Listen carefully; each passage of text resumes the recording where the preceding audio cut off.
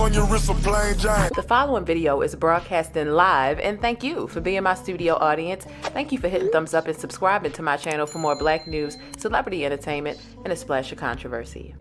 What up and welcome back? It's your girl Jane, the plainest Jane, and we got some syrup to get into. Come on in, have a seat on the bus, hit thumbs up. Y'all know it's free to ride this bus, okay? You don't have to pay anything. I do request that y'all donate to the bus. I do, but check this. You ain't got to pay no money to donate. I'm asking you to donate by paying your fare, which is clicking thumbs up. It's free. It don't cost you nothing, okay? Now, for the people that got paid last week, okay, if you want to support the show in a monetary way, it's accepted, but it's not requested. The Cash App is on the screen. The cash, what are they called? Super chats and super thanks are also welcome and welcome as well. Okay, so come on in. However it is that you want to support the show, I know that you finna do it. Okay, we've got a lot to discuss on today's Black News Bus. Happy Monday. Okay, we made it to another week. This is another week for us to be inspired, to be motivated, and to cut people off who just don't make no sense, okay? If they are not conducive to your journey, if they have a lot of regressive energy, you find yourself ending up back into the old person that you were, which is further away from the person that you're trying to become, baby, let them go. Let them, let the habit, let the thing, let it go. Everybody can't come with you on your journey to greatness, okay? Happy Monday for you all. There's a lot that we need to discuss today. All right. I'm going to just get straight into it. We're discussing the details on the Ahmaud Arbery sentencing, right? The second sentencing that has happened today. Kanye is back in the news. So, of course, if Kanye is back in the news, back in the black news and what's relevant to us, right? Because we knew Kim and Pete broke up, but was the black delegation really checking? Did we really care? Like, was it high up on our priority list? It wasn't. It was not. And so, but with Kanye breathing life into Skete, here we are to talk about this freaking trio, okay? At this point, Kanye, Kim, and Pete, aka Skete, they're a throuple. They're a throuple. They like being in this love triangle together, and it is what it is. It is what it is. We got some R. Kelly news and updates to get into. We are going to go over some actual paperwork, okay? Jackie Aina,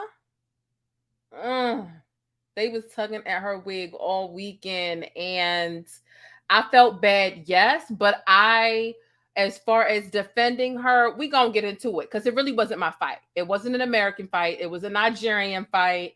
And look, we gonna get into the things, we gonna unpack it all, and I want to see where you all land with this. And then we've got new Chick-fil-A menu items, where you can find them, when you can find them. I'm curious to know how you all feel about these things down below in the comments. But look, here's another thing that I'm super duper excited about.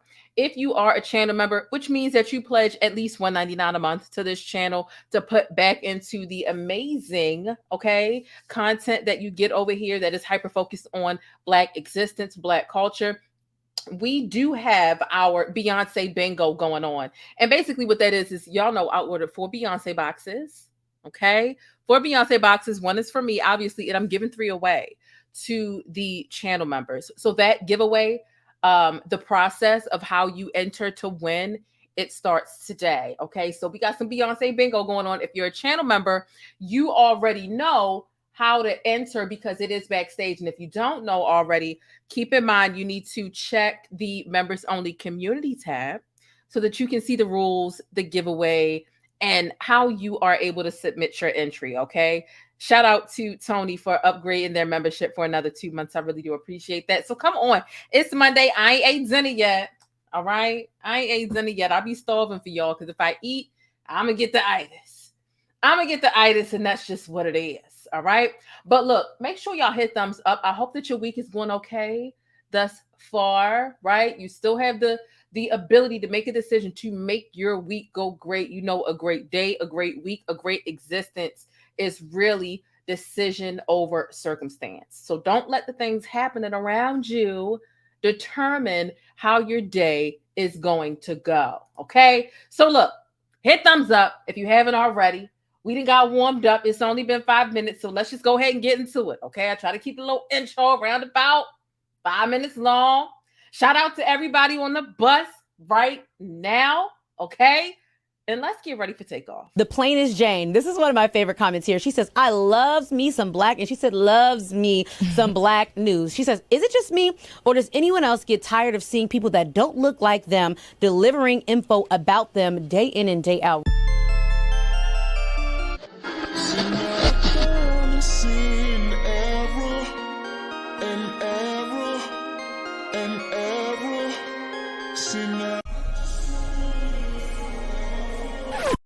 All right, so y'all know how we do on this bus. I hope y'all are feeling all right. Shout out to everybody's mental health and your invisible problems. Because truthfully, if you ain't checked in on what's popping with your real life, and if you use the form of escapism where you would rather be in other people's business than your own, and all your bills are past due and so on and so forth, stop. Checking on your own mental health before you get to dibbling dabbling into everybody else and what's going on. Shout out to the new subscribers. Of course, before I get into breaking down today's topics and viral events, make sure you subscribe and thumbs up or down. Either way, I appreciate it. But don't forget to think critically and independently, regardless of what you hear from me or anybody else.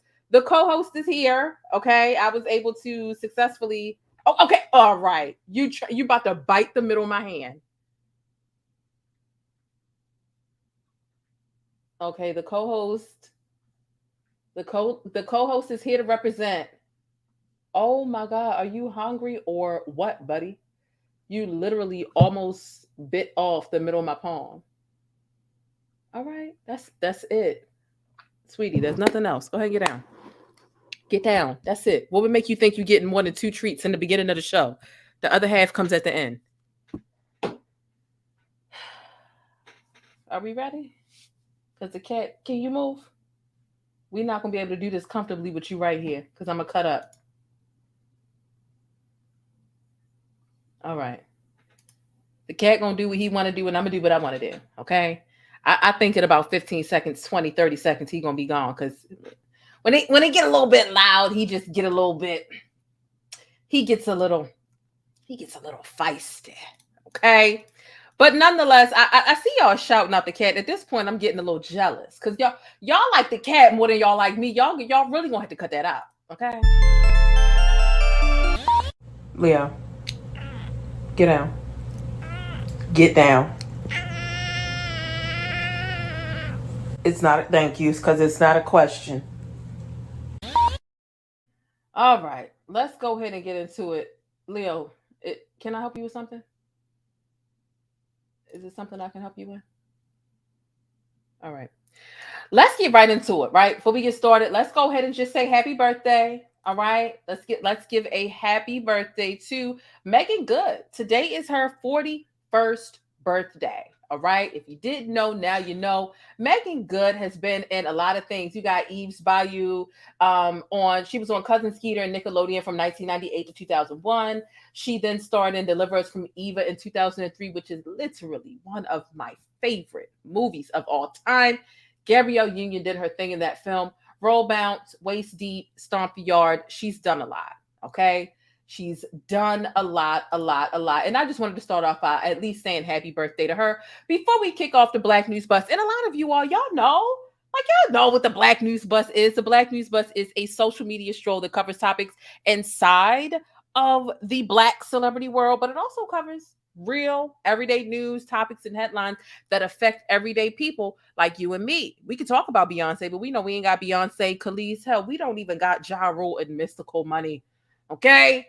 But we're going to discuss it all from the rooted to the tutor. And I've always got some nuggets of Black excellence and Black history all up and throughout our Black News Bus social media strolls. So we stopped off to say happy birthday to Megan Good, who really does not look 41 at all. And we know, Megan Good, she got enough money where it's safe to say she didn't have a procedure to what they are, nose, lipo, lip. We don't know.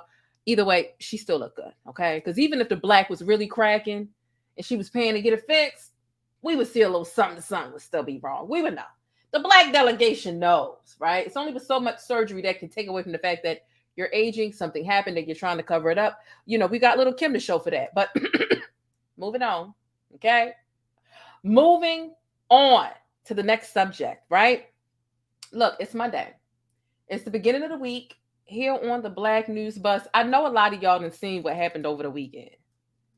I know a lot of y'all have seen. Shout out to all 135 of us here already, okay? Thank y'all for hitting that thumbs up button, because when I tell you it means a lot to me, I really, really, really, I mean that. Okay. Hey, thanks for letting me keep you connected and in the know with what's happening in the Black world. Don't forget to smash on that like button for support and for more Black news. All right. So over the weekend, there were a great amount of us who were entertained, should I say, right? Honestly, and I just got to get through this topic before we even pull the bus off, because I ain't finna be laughing my ass off and cracking up about to crash the bus messing with y'all. Okay? So we do have, Black folk, we make a lot of jokes about a lot of stuff.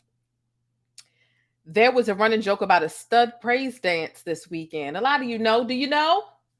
Drop a 1 in the chat if you know about the stud praise dance. Drop a 2 in the chat if you have no clue what the hell the stud praise dance from this weekend is about. Do you know? Do you know?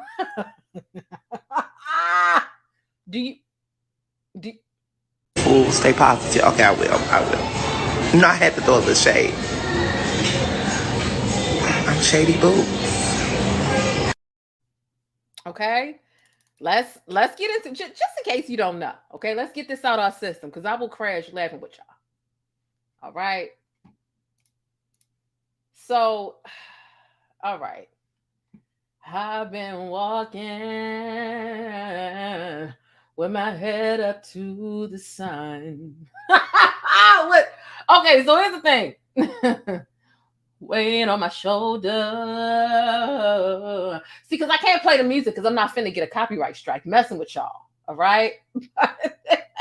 This was supposed to be for the freedom of Brittany Griner. Okay. And it was not synchronized. Like, if I could play the music without getting struck, I would totally do that for y'all. But look, it's a risk, and it's a big risk. So I'm not going to do it. But baby, this was literally the laugh of the weekend. And honestly, I think they might have heard my call, and a lot of other people. A lot of us felt like, okay, one group of people, a protected class that got rights quick. But for us Black folk, it's the LGBT community. They have a lot of power, right? Some people feel slighted by it. It's a whole conversation for a whole nother day, because they just feel like the order of operations, like, what's going on, right? Why aren't Black folks a protected class yet? A lot of us were saying, because it was just a natural thought, like, where's the LGBT community to stand up for Brittany Griner? Where they at? Any other time they feel like something's going on, or people are providing criticism to someone who's a part of the community, they're here to stand up, to be an army. And, the general consensus, myself and others, were like, where's the LGBT community to stand up? Baby, when I tell you all of them stood up and said, listen, here we are. Now, mind you, this clearly isn't the whole LGBT community, but it's a great amount of them with no rhythm. Just no rhythm, no, I just want to know at what point they realized they were out of pocket. And it's clear they didn't realize they were out of pocket before they hit the upload button, but they hit it nonetheless. And this was a cringe fest. Okay? I mean, like, if y'all saw it, like, maybe it looks decent without the sound, but I promise you, with the music, you will freaking cringe your life away. Okay? You will cringe your life away, because there's no rhythm. There's no nothing. There's no nothing. Yes. So a lot of people were calling this the stud praise dance.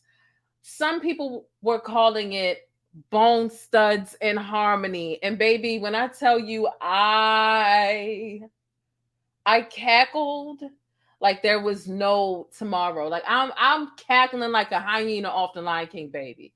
Because not not Bone Studs, Bone Studs in Harmony. Like, y'all are really out of pocket. Now, granted, they really thought they was doing something, and they really weren't doing anything but embarrassing Britney. Britney will come back right now and be like, "So this what y'all was doing on account of me? Am I a joke to you? Am I a joke to you guys?" I've been walking. I can't. I can't with the music because I'm gonna get struck. But look, I had to touch on it. I absolutely had to touch on the Bone Studs in Harmony because it was. So if y'all bring it up in the chat, I don't already got my laughs out. Okay, they said Harriet Stubman. Oh my God, not Studman. Please stop. Please stop. They tried, maybe honestly, here's the thing. What else can we do, right? Like, there's nothing that we can do as citizens. Hell, even Justin Bieber said, "I'll do something to help." Justin, thank you, but there's nothing you can do to help. Can you get into, what I'm saying, Putin's mind? Can you get into the officials that are holding her back over there in Russia? Unless you can do that, you really can't help. Shout out to Rashida Libra for joining the channel. Thank you so much. I appreciate you for becoming a member. And don't forget to check the members only community tab so that you can see all the members only posts, and especially the Beyonce box giveaway rules. Okay. So that was that. Okay, let's get off of it, child. Let's Harriet Stubman, child. I can't with you guys. Please, how is this helping Britney? Is this gonna make Russia say, "You know what? Look at them dancing. Let's release her from the shackles right now so she can dance. Get the shackles off her feet so she can dance." All right, I'm done cutting up with y'all. Bye. Let's move on to the next thing. Okay. All right. So shout out to all 190 of us in here right now. There's 90 of y'all that ain't hit the thumbs up button, but make sure y'all do. So let's move into Jackie Aina, right? Jackie Aina is a very, very well respected. When you talk about the OG original beauty gurus, Black beauty gurus here on YouTube, Jackie Aina is that girl, right? She's got military background, but like, I started YouTube literally in 2010. YouTube was a totally different place at that time. I mean, you could ask anybody that was even on Instagram, Twitter, or Facebook what those platforms were like in 2010. They were totally different things. Okay. I do miss what YouTube was like back in the 2010, 11, 12, 13, 15 range. It's totally different now. However, I did start in the beauty area, reviewing makeup. That's how I first popped off.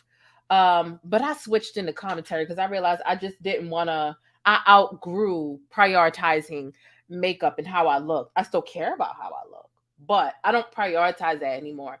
And at one point in my life, I was a makeup artist, so it was high. But I just don't care about. I don't prioritize it, right? Anyway, Jackie Aina is one of those beauty gurus who never switched up. I'm a beauty guru who switched up, right? Makeup reviews, tutorials, whatever. Jackie stayed there, right? And those are some, let me tell you about shoes like that to fill. Like it takes a lot because you have a lot of different people coming at you about why you like your makeup a certain way and all this. There's a whole politic. There are politics in the beauty community with how you wear your own individualized makeup, believe it or not. However, let's get into Jackie Aina and the controversy over this weekend. Oh my goodness. Jackie started off, I literally remember back in the late 09, 09, 2010 area, Jackie's name wasn't even Jackie Aina. It was Lil Pumpkin Pie 05. That's how much I really go back in this YouTube stuff. Like when I tell you I've seen some things, I've seen this place change for real. So she started off with what she had, a regular cheap camera, just like all of us do, right? Baby, she blew up. She is oftentimes gives a lot of vibes. Now she is a block queen, right? If you're on Twitter talking mess about her, she's going to block you. And that has been a lot of what people have realized, in general.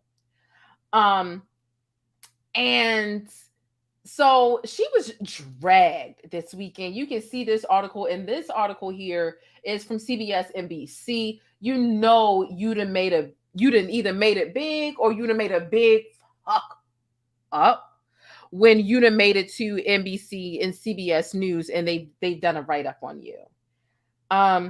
This is unfortunate, but let's get into what's happened. Right over the past weekend, it was Jackie's 35th birthday. And she wanted to celebrate. And so she released a special line of candles to celebrate that, right? Now, mind you, Jackie is half Nigerian. So if you remember, I was telling you in the intro of this video that I so wonderfully crafted that this was a Nigerian fight, right? I could make excuses. I hate to see Jackie in a situation like this, but this literally is not my fight. This is something that the Nigerians are really angry with and at her about. Jackie is half Nigerian, right? She somehow still missed the mark with releasing a product, and it just was giving very capitalist, opportunistic vibes. And the girls ate her up. Okay, you know, Black Twitter is a thing. Okay, I'm a proud representative. Follow me on Twitter if you don't already know what all the friendly chaos is. But there are different nationalities and origin. You know, there is a Nigerian Twitter, okay? And Nigerian Twitter overflowed onto Black Twitter. I think it was like Saturday morning. And it was like watching them drag her for Phil. It was uncomfortable. You know what I mean? It was uncomfortable because imagine watching somebody that you like for years, literally over a decade now. I've been watching her. And to watch her be dragged like that, it was like, oh my gosh. Oh my gosh. So let's get into what she did, right? She owns a candle line, right? She still does her makeup videos. She's still very much an influencer, right? A lifestyle influencer, although she's a beauty guru, because she gives like vlog teas, right? She shares things about her life, and that's the difference between an influencer and a commentator, right? So she does the makeup thing, and she has a luxury candle line, right? A lot of people really banged with it because it's like we giving Bath and Body Works $22 a candle. We could be giving this Black woman right here that same money or around about the same average. Well, she ended up releasing this candle. Okay. And people was not here for it. And I can tell you why.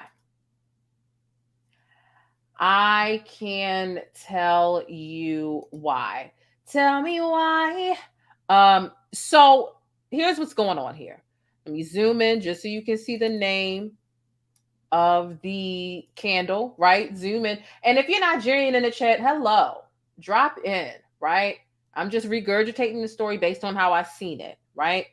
So we can see the name of this candle is Sorul Soke. And I might be pronouncing that wrong, but you can clearly see it right here on the screen, right?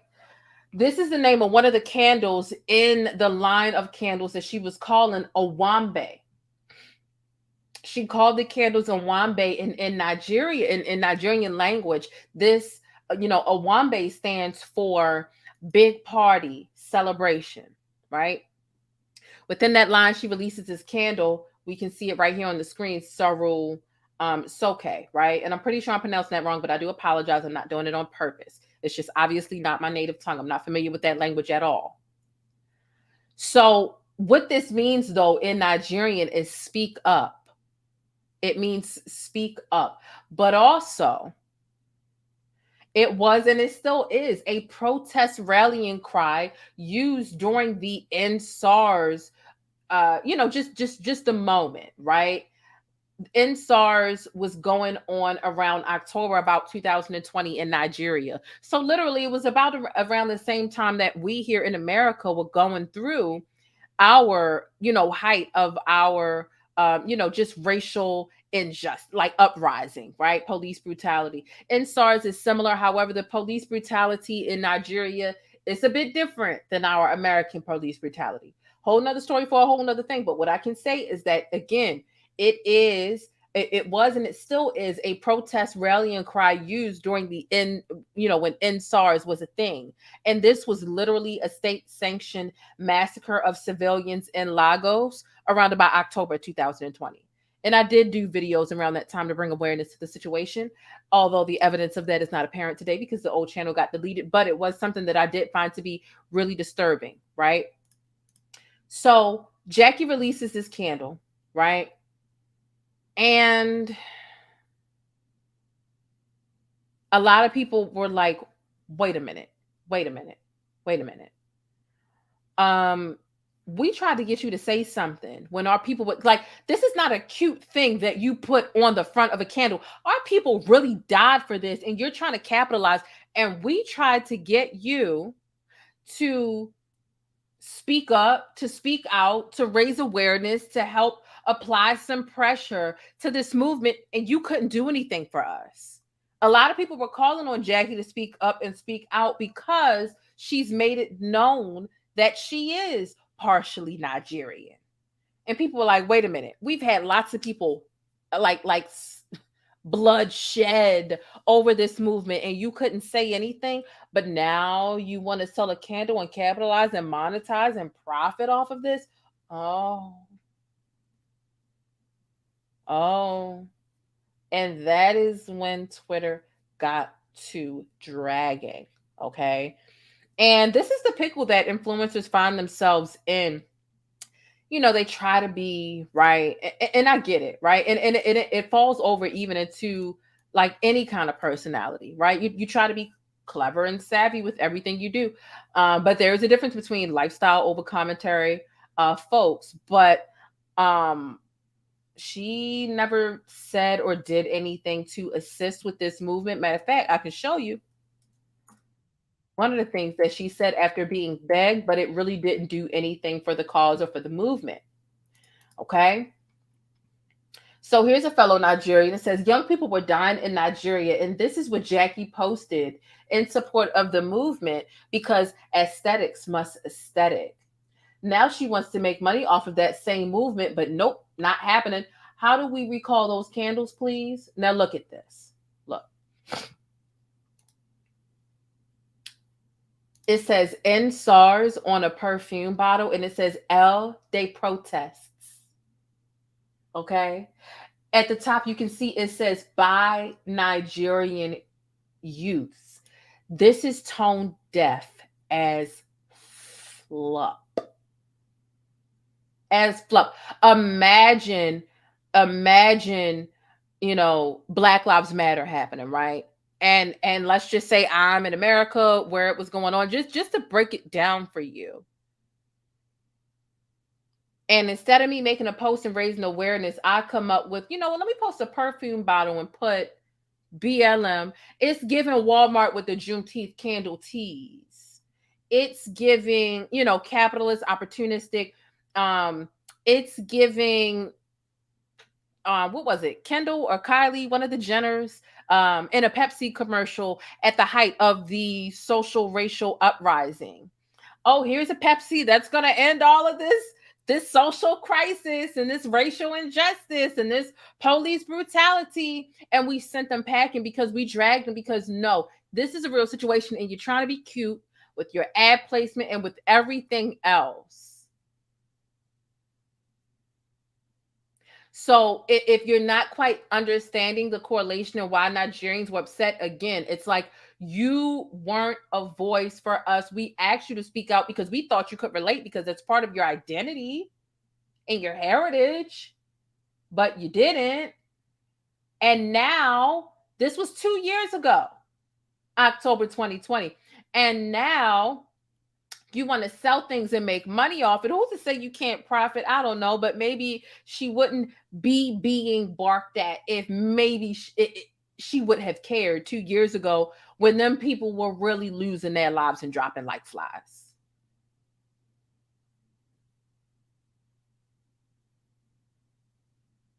And look, it's not a joke. Like that's not, I can actually pull up her actual post. Okay. You can see this October 2020. She posted her little, caption. It's got the words. But again, a perfume bottle. It's about aesthetics. It's about making something pretty. Again, aesthetics, aesthetics. It had to match her Instagram profile. And that's the thing. Because it's like, you posting the definition to what speak up means. You posting a fancy fake, a faux perfume bottle instead of really making a video about your people, because this is part of your identity, and recording a video and letting people really see and understand how much you really care about this, because these are your people that look like you, people that come from the same lineage as you. Instead of you making a serious call to action, a serious video, a serious post, you decided to prioritize your aesthetics, because again, influencers get caught in this revolving door of everything's got to be clever and savvy. Nothing's real. And you've got influencers and you've got vloggers. A vlogger would have probably done something different. But look, as far as the classifications of what the different sectors of YouTube or the intersectionality between, how people that create content exist on these different social media platforms, that's a whole nother conversation. The bottom line here, though, is that Nigerian Twitter definitely had a reason to be upset with Jackie. She has issued an apology. Here's how much, just for you to understand the boss level that Jackie has made it to, right? Because I want to give her props, although we're at a point of holding her accountable. Jackie is this Black woman who literally made it from her. You know how many people were in their bedroom in 2009, 87, 65, just playing with their little $30 worth of their makeup collection and really felt like, I'm going to keep doing this, I'm going to make it, and I'm going to blow up. All of us around the 05 to 09 to 2012, all of us thought that. It didn't happen for all of us. That happened for Jackie, so much so that her brand and her personality is so magnetic that she was able to start a candle line, and it's sold in Sephora. That's a sign that at the very least you'd have made it a little bit. If you started a candle, cosmetic, whatever line, and Sephora is willing to adopt that into their inventory and like put their stamp on it, this is the level of which just for the people who are not familiar, right? Sephora ended up pulling this candle because it just you see what type of press it caused, right? Sephora pulled it, but I do want to go ahead and take a look at Jackie's apology. Okay. Let's take a look at Jackie's apology. She says, hello, everyone.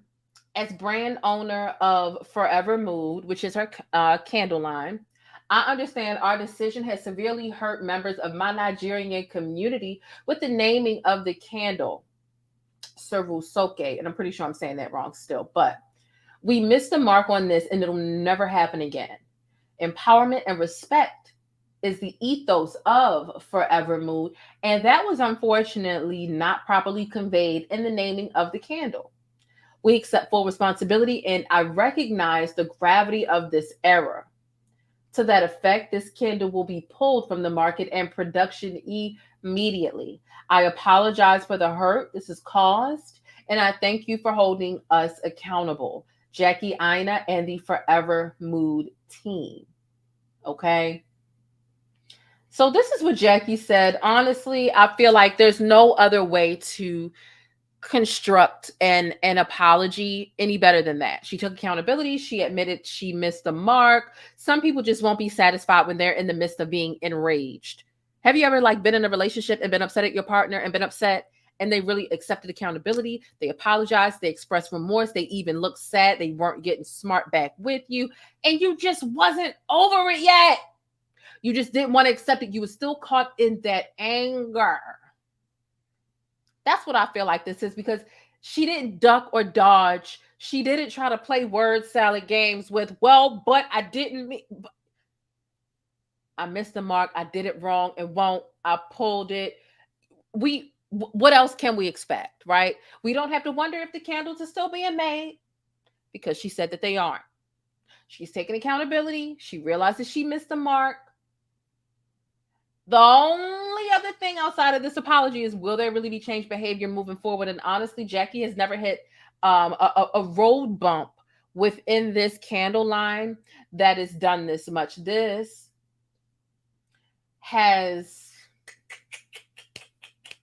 is a situation we're only really going to know based off of how she handles it moving forward. That's what I say, right? And like, don't get me wrong, like I understand that monetizing and profiting off of horrific events is something that, listen, if anybody knows it, Black folk know it, Black and brown folk know it. You know how hurtful that can be, you know, and it sucks that Jackie is literally partially Nigerian and she didn't realize how wrong this was. It leads me to believe, on a personal note, she's not really that connected to her Nigerian side. You know how some people get their ancestry DNA kit done and they just want to, oh, I'm 3% Indian. Oh, I'm 3. And they know nothing about Indian. You know what I mean? They probably out here saying Indian slurs all day long, right? Not only do I feel like Jackie's not connected enough with her Nigerian side, but her team and the research. Jackie is a millionaire. Okay? Jackie is a millionaire. She lives in a mansion that sits by itself. She has a couple different G-Wagons. I'm not sure what her husband do, but baby, they got money. Okay. And so for you to have that type of money and for the research to have not been done, to see what could be offensive within the realms and the areas that you might touch, right? This is an identity that is Jackie. So, again, but you know, I can't make any excuse for somebody monetizing and profiting off of horrific events that, number one, they're giving zero proceeds to. They're not giving any percentage of the proceeds there, but they also didn't do anything to really care, right? Because remorse or care is something that people can clock. She didn't do anything to really care about that event, right? But my whole thing with this is this. Okay? We're going to be upset at Jackie. There are a lot of people who feel like unforgivable. Unforgivable. I'm not forgiving her. No, she need to shut down the candle line. Da da da da da. Keep that same energy with Walmart, right? Because how many times has Walmart done it? Dollar Tree and done a couple of suspect things too. Do we complete? You know what I mean? It's so easy for Black businesses to be unforgivable. And we'll go to McDonald's and have the worst experience of our life, and we'll be talking to our family members for months on end about that terrible experience at McDonald's or Walmart or Popeyes or whatever, and we'll go back. But when it comes to that Black person in your community with a small Black-owned business, we'll write them off for good, exile. But keep giving white businesses that play in our faces. Because how many of us have been at McDonald's and McDonald's played in our faces? At what point was that the last point that we ever visited that establishment? The chain. Do I feel like this mistake warrants Jackie to just completely just shut down the candle business? Girl, you make a mistake. No. However, with that same level of venom and because I guarantee you, like, again, we're that type of people. Jackie might say something that people don't like in 2 weeks or whatever the case. We don't forget. Let's bring up the old stuff. Y'all don't keep that energy for Walmart when y'all are up shopping for y'all roach spray at night. When y'all are over there buying the $2 do-rags and the $3 wrap caps and your mousse wrapping lotion and your pink oil moisturizer. When you in there buying the cheapest air fryer, microwave, or toaster you can find, you're not keeping that same energy. I'm just saying,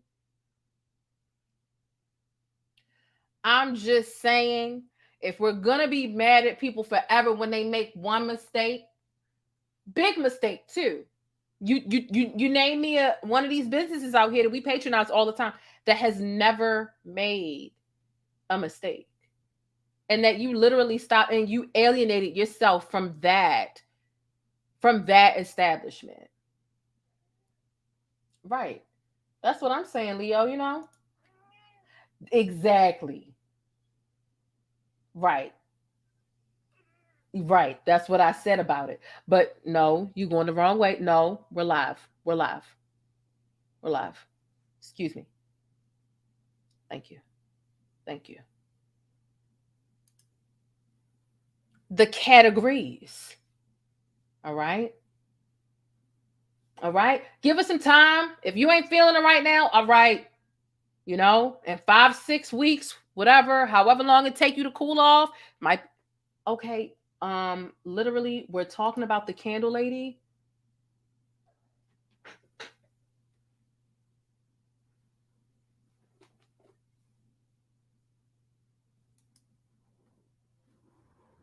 Okay, come on, come on, come on, come on. All I'm saying is, y'all really want her to go burn at the stake? Y'all want her to just like shut down and be depressed and like never open up shop again? Is that what y'all want? If I was to ever make a mistake on here, would y'all allow me to say sorry? Would you say delete this channel, Jane? Be gone. Like, what's going on? That's my point with this. Okay, that's my entire point. Okay. That's my point. But look, I want to know what y'all thoughts are on this situation. It has been going on all weekend long. This is really unfortunate. It happened on Jackie's birthday weekend, but it seems like at least the business page posting and personal page posting are back to normal now. Because the cat is crazy. All right. So what I want to do is I want to go ahead and get into Ahmaud Arbery. I want to get into this black news, right? We're getting into Ahmaud Arbery. Of course, we're going to get into some R. Kelly court documents, R. Kelly updates, and there's a lot of other stuff that we really need to get into. But right now, I need to see if this cat is staying in here or if he's going out of here. So do me a favor. Drop some pancakes in the chat. Hit thumbs up. We'll be right back after this quick message. All right. So let's see if you're really about it. If you've been serious about what you've been saying about wanting to support more black-owned businesses, here's your chance. I found a spot for us to grab our hats, hoodies, affordable electronics, phone accessories, and gadgets from. It's over on edwerso.com. That's EDWERSOW.com. Grab something for your hubby, your wife. Hey, I ain't encouraging that side chick behavior, but it's just in time for the holidays. So head on over there and grab your AirPod cases, hoodies, and affordable electronics. That's edwerso.com, EDWERSOW.com. And I'll see you over there.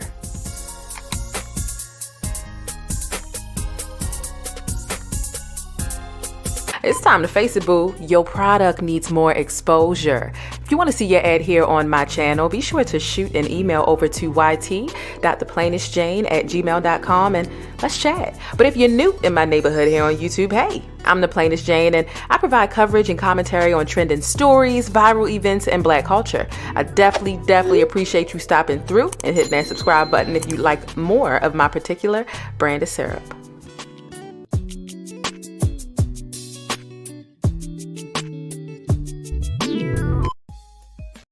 All right, and we are back. So he said he wanted to stay. I went to the door and I asked him, like, look, you want to go? Because you causing a little bit too much ruckus. He said, I want to stay. So he's here for the moment. But if he do it again, he going to have to go. Okay? Is that okay, Leo? Okay, yeah, it wasn't a call to come up here. I was just asking if you were okay. Thank you. All right. All right, now, if you follow me on Twitter, you know I've been tweeting updates about this, breaking news about this all day long, because today it was a big day to figure out the extended fate of the murderers of Ahmaud Arbery. Okay, it was definitely a day. So let me make this a little bit bigger on the screen for you, just so you can remember, because I totally understand there are so many black bodies dropping due to either police brutality, white negligence, race, like you name it, like it just is what it is. And some names I just can't even keep up with for the sake of minding my mental health and my mental peace, right? But Ahmaud Arbery is one that definitely stuck out. Around about the same year of Breonna Taylor, George Floyd, Ahmaud Arbery, that was just a lot, right? Reached a boiling point at that time here in the United States, right? You see this excuse of a human being on the left. His name is Travis McMichael, and he was hit with his second life sentence for a federal hate crime conviction in Ahmaud Arbery's killing. Now, all three of the murderers were already serving life sentences for their convictions in state court on a series of charges related to the killing of 25-year-old Ahmaud Arbery, who is a black man. Now, this man's father, Greg McMichael, he also ended up, so you can see the three people who are responsible for his death, who are being held accountable for his death, right? So you had the man, right? This man here, his dad, which I'm about to show you, and the neighbor, okay? So let's take a look at his dad, because all three of them were sentenced today. Now, Travis's father, Greg McMichael. Now, Travis was the shooter, though. His father there was egging him on. Some of you remember this story, so this is just a brief refresher to go over the sentencing, okay? So his father, Greg McMichael, he literally got the same exact fate as his son, which was another life sentences on these federal hate crimes. He also failed to get a transfer out of state custody. But he did speak to Ahmaud Arbery's family in the courtroom, and he said, quote, he said, I understand the loss that you've endured is beyond description. I'm sure that my words mean very little to you, but I want to assure you that I didn't want any of this to happen, end quote. Thanks, but you can keep that shit. So, you know, my son is gone, right? And you were here encouraging your son to shoot my son. But nonetheless, this guy, right, Travis, who was the gunman's father, he even apologized to his own son in the courtroom, saying that he never should have put his son in that situation. If that's the case, you're apologizing for how you raised him, right? Because racism is taught, okay? That is not anything that people are just born with. Okay, so you taught him how to be racist, and now you're sorry? Like, all right. I mean, okay. You know, what's really interesting about his son, Travis, though, when I scroll back, here's his son here again, is that Travis he didn't want to serve any time in a state facility because he was afraid that he might get killed in Gen Pop. In a state facility. Oh my. Oh my. You think that you might get killed in jail after you killed a black man. Oh my goodness, the jokes, they write themselves. The irony that you think you're going to die the way that you executed another black man. Baby, this is my favorite song. It's Hearing Your Fear. It's my favorite song, to be quite frank. But let's go ahead and move on, okay? So the irony, again, it's the irony, right? Let me see what Tarian says. At Miss Love Zone, thank you so much for the $9.99 super chat. I really do appreciate that. Shout out to Tarian Rain Reloaded for the $5 super chat as well. It says, mark this day down in history. The white privilege supremacy took a much needed L. Yes. Yes, yes, yes. And I hope that this is a glaring example. You know how sometimes they want to make an example out of us or what. I hope that this is an example. And I hope that there's more to come. And I have another story to present after this that I think, I'm not saying times are changing for a blown, but I do think that some things are happening that are in our best interest as Black people. And look, y'all. There's 232 of us here right now watching this video. If you haven't already taken a moment to hit the thumbs up button, get off the bus. Let's fight. Let's fight. Hit thumbs up. It's free. And thank you for the Cash App donations. I see I've got 3 of them right now. I appreciate you all. Okay. But let me stay on track with this story. Okay. So let's get into, because remember, there were 3 people in this situation. You had the father, the son, and their neighbor. Here are the 3 people here. Okay. So the neighbor was William Rhodey Bryan. William Rhodey Bryan was sentenced to 35 years at the same Georgia courthouse on convictions of the same federal charges. Now, all 3 already were serving life sentences, as I said earlier, for their convictions in state court on a series of charges related to killing Ahmaud Arbery. Now, the thing about this neighbor is he was sentenced in, his sentence was more lenient than the other folk, okay? He did have a possibility of parole on his life sentence, but there's no possibility of parole in the federal system. So he was already serving a life sentence here, right? And then you go over to the federal side, which they're hitting these federal charges, and he gets sentenced to 35 years, of which he has no parole. So even though he had parole on one sentence, he's not getting one on the other, which means he's there, right? Like he's there. So here's what Ahmaud Arbery's mom had to say when she was in the courtroom today. Quote, she says, "My son was shot not one time, not two times, not three times." She says, "Your Honor, I feel every shot that was fired every day." End quote. Okay. Now, again, this is Ahmaud Arbery's mother. Her name is Wanda Cooper Jones.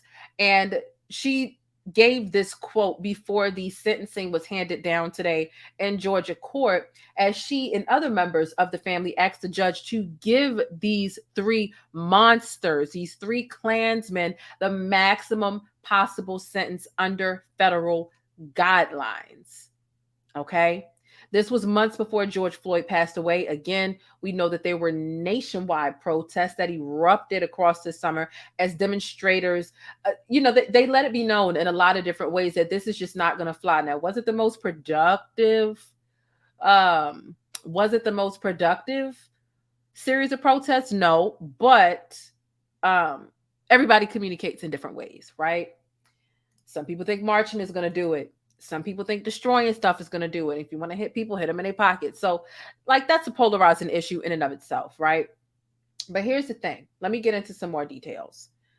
McMichael, his father, and the neighbor were found guilty of the federal charges in February, with the jury accepting prosecutors' argument. The defendants acted out of racial animus towards Arbery. McMichael, who fatally shot Arbery, was also found guilty of using and carrying a Remington shotgun, while his father, Gregory McMichael, was found guilty of carrying a .357 Magnum revolver. Okay. Now, Travis McMichael's life sentence, along with 20 years on the attempted kidnapping charge, because don't forget that it wasn't just a simple pow, right? Attempted kidnapping charge is to be served concurrently with his state sentence. Now, the U.S. District Court Judge Lisa Wood ruled Monday that the additional 10 years on the weapons charge is to be served consecutively. The judge ruled McMichael did not have the funds to pay a fine. Now, the difference between a concurrent and a consecutive sentence is, let's say you get multiple sentences of, you get a 30-year sentence, a 20-year sentence, a 50-year sentence. If they are running concurrently, it means that you can kind of serve them at the same time, like they will layer on top of one another. Whereas though, even though you got a 50, a 30, and a 10-year sentence, the maximum you can spend in jail is the 50 years because they're running concurrently. Whereas though, even though 50 plus 30 plus 10 is 90, right? But if they're running consecutively, it means that literally 50 plus 30 plus 10 will be 90 years. And that's what you get. So that's the difference between these two different types of sentences that you can be issued. So there are a lot of technicalities here. However, it definitely, it's given they're going to be spending the rest of their life in there. It's given they're going to be spending the rest of their life in there. You know what I mean? So, let's move on to the next piece. Okay. Now, McMichael's attorney, Amy Lee Copeland, argued today for her client to remain in federal custody and to serve out his prison term with the Federal Bureau of Prisons. Right? They don't want him to go to state. They want him to continue to stay in the Federal Bureau of Prisons rather than the Georgia Department of Corrections, right? He fears for his life. As I was stating earlier today, he's telling the courts, I've gotten hundreds of threats, and his attorney was saying that forcing him to spend time in a Georgia state prison would essentially amount to a backdoor death penalty that could leave McMichael vulnerable to vigilante justice. She argued, acknowledging the rich irony within that request / epiphany. Oh, you think somebody might get him back? You're basically talking about karma. You're saying the streets are going to handle it. The inmates are going to handle it the same way that your client handled a random black man that he didn't know out in the streets because he thought he was back in 1920. Too bad. So sad. We don't care. I'm gonna let you know. We don't care. You know what? Matter of fact, we do care because at this point it's our entertainment. Freak out some more. Okay. Are you shaking in your boots? Shake some more, baby. Shake some more. Okay. We don't care. We don't care. All right. Obviously, the government, the prosecution, opposed the request in cases in which a defendant faces charges in separate jurisdictions. They argued the one that issues its sentence first takes precedence. Okay. So you started off in the state of Georgia, not with the Federal Bureau of Prisons. So you're going to be in the hands of the state of Georgia, and watch your back, buddy. You know, the same way Ahmaud Arbery tried to watch his back, but he was not able to because you a cold, heartless motherfucker. It's the same way you're going to have to watch yours, okay? Welcome to his shoes, kind of, sort of, a little bit. All right?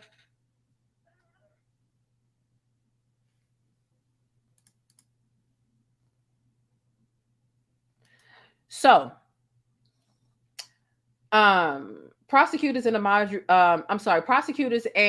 Arbery's family said, you know, he was out for a jog. It was a common pastime. He was a former football player.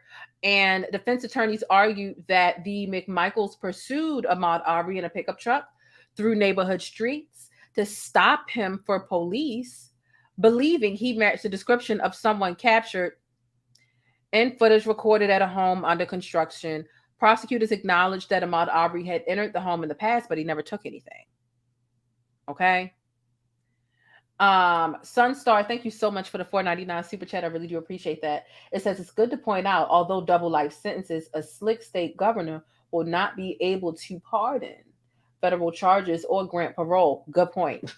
Good point. That is very important to point out. Okay. Tarian Reloaded sends another $10 super chat. Thank you so much. I appreciate that. Says, let's not forget Greg McMichael used to be a cop, and we know they don't bode well behind bars. He really about to get it. I hope he comes across some people who he may have railroaded behind bars. Oh, yes. If y'all ain't never seen Prison Break, watch Prison Break. Like, if you just don't have a clue and you just want to be like a fly on the wall, Prison Break, although it's a TV show and it's full of dramatization, it is very realistic. As I've spoken to several people behind bars who watched it, it's very realistic. And you'll even see some of the correctional officers going behind bar, and they have it worse because it's like, oh, look at you with no power when you used to tote it up in front of us. Let me F you up. I'm going to take your brownie. I'm going to take your booty hole, and I'm going to black your eye. And I'll see you tomorrow to do it all over again. Like, it's really like that. It's really like that. But nonetheless, the defense also argued that Travis McMichael shot Ahmaud Arbery in self-defense as they wrestled over their shotgun. The neighbor also joined in on the pursuit in his own truck after seeing the McMichaels follow Arbery in their pickup truck as he ran. Brian recorded the video of the shooting. Just where would we be without the recording? Where would we be? Where would we be if this wasn't recorded? This would be another he say versus she say, his word against her word, whatever the case is. Two prosecutors initially instructed the police not to make any arrests, and the defendants weren't arrested for more than 2 months. And it was only after the video of the killing surfaced that it sparked nationwide outcry.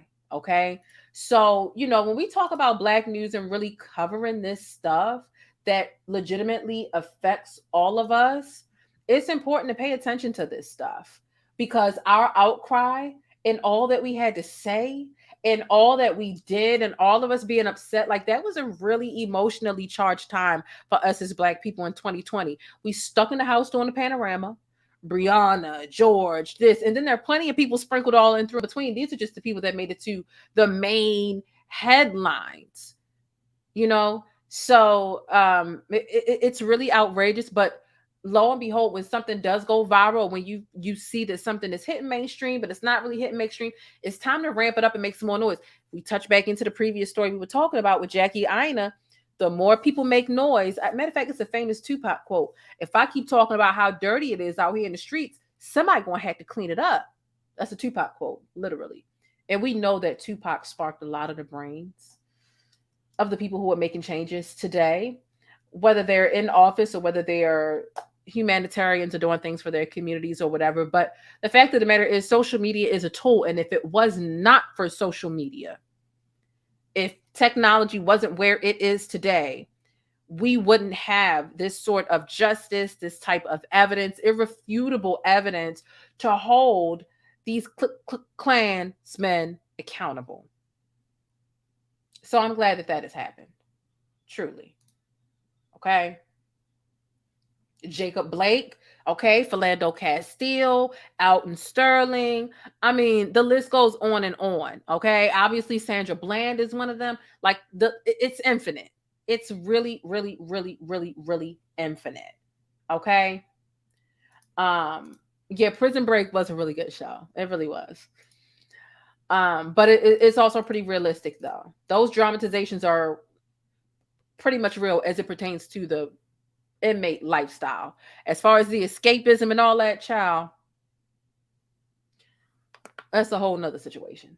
But let's get into another story, right? Another situation. And thank y'all for being here already. And look, do me a favor. Share this joint. Share this joint on Twitter, Facebook, in your group chats, Facebook groups, wherever, because y'all here on my bus, but I want to make sure I can pick y'all friends up too. Okay. So drop this link so that one of your friends, your homegirls, however it is that you share videos and you feel like, yo, listen to this. Let me pick up your friends too. Share this thing. Okay. Retweet it on Twitter. Okay. I didn't already put it on my Twitter. So if you follow me on Twitter, just go retweet that thing. Okay. Now, I want to get into another story, and this is out of Alabama, okay? This is a police officer who sent racist text messages, and he was dealt with. Okay? How was he dealt with? Was he really dealt with? Is this a slap in the face? Is this some performative stuff just to shut us up as Black people? Like, what's going on, okay? I want to get into telling you the details of this story and this situation. Drop some pancakes, hit thumbs up, and let's get it. The following video is broadcasting live, and thank you for being my studio audience. Thank you for hitting thumbs up and subscribing to my channel for more Black news, celebrity entertainment, and a splash of controversy. All right, and we are back. Now, again, this is a story out of Alabama. You know, honestly, I can say Alabama is a place that, like, I'm scared to go to. You know what I mean? Like, it sounds like a sundown town. Now, granted, racism is all over the place, right? Racial discrimination does not have an address. But I can honestly say, like, I'm just like that's not a place like I'm trying to get to. Like, am I the only one? Is it just me? Or is it other people too? Because I don't know. I don't know. But I do want to get into this story. Let me pull up this image so that y'all are able to see this. And I'm going to get into these details. And I want to know how this story lands for you all. Okay? All right. So, officials in Vincent, Alabama disbanded an entire local police department and fired the agency's police chief and assistant chief in response to an officer's racist text message.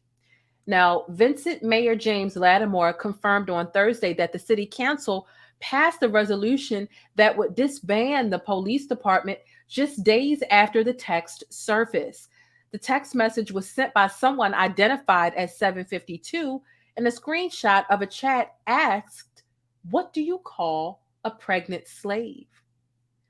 The person who sent the text then supplied an answer, BOGO, buy one, get one free.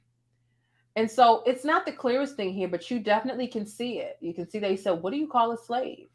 The person sent question marks and they said, "What do you call a pregnant slave?" And they responded, "Buy one, get one free." Now, the resolution included the firings, okay, of Chief James and Assistant Chief John Goss. The city council fired Chief James and Chief Goss after Lattimore initially suspended them.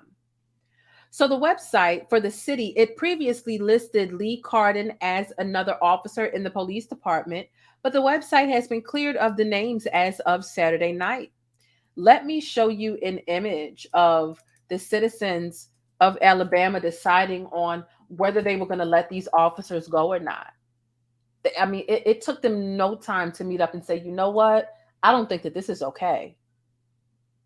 So Lattimore has not identified the officer who reportedly sent the text. During a recent meeting, Vincent City Council member Corey Abrams said that the episode has, quote, torn the community apart. It doesn't matter what color we are, as long as we do right by people, end quote. Now, Abrams also stated that he was still emotional in the aftermath of the message. Now, look. Not only do I call that swift, because that was quick, right? It didn't take 2 years, right? We just got finished talking about the Breonna Taylor situation, right? 2020. We're just getting, court hearings and so, Ahmaud Arbery. We're just getting sentencing and different things of that nature. 2 years later, this was swift. This was so swift. I call it Taylor Swift. Yes. These are the examples that we need to be known. You're going to continue doing these things. We're going to hold you accountable, period. Because even jokes like that can become deadly, can become volatile, can create hostile environments. And some people take jokes seriously, and other people, right, like myself, there's a little bit of truth in every joke.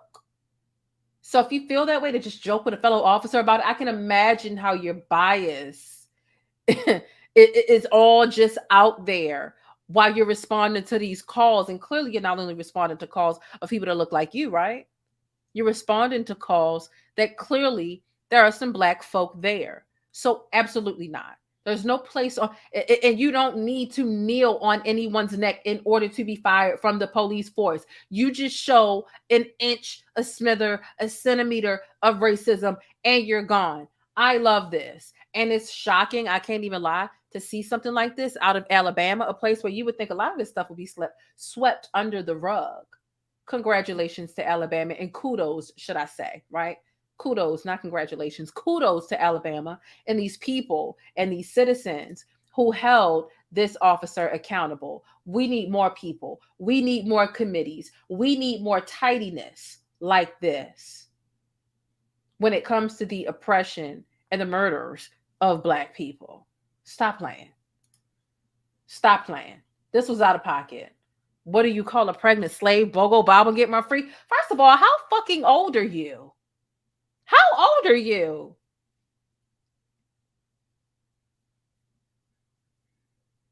I mean, not to say that the joke got to be funny or whatever. It's not even hitting. Not that it should be hit. You know what I'm saying? It's just, you're childish. Racist and childish.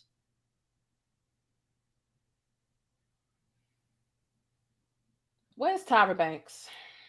But you're not. Stop it! I have never in my life yelled at a girl like this. When my mother yells at this, it's because she loves me.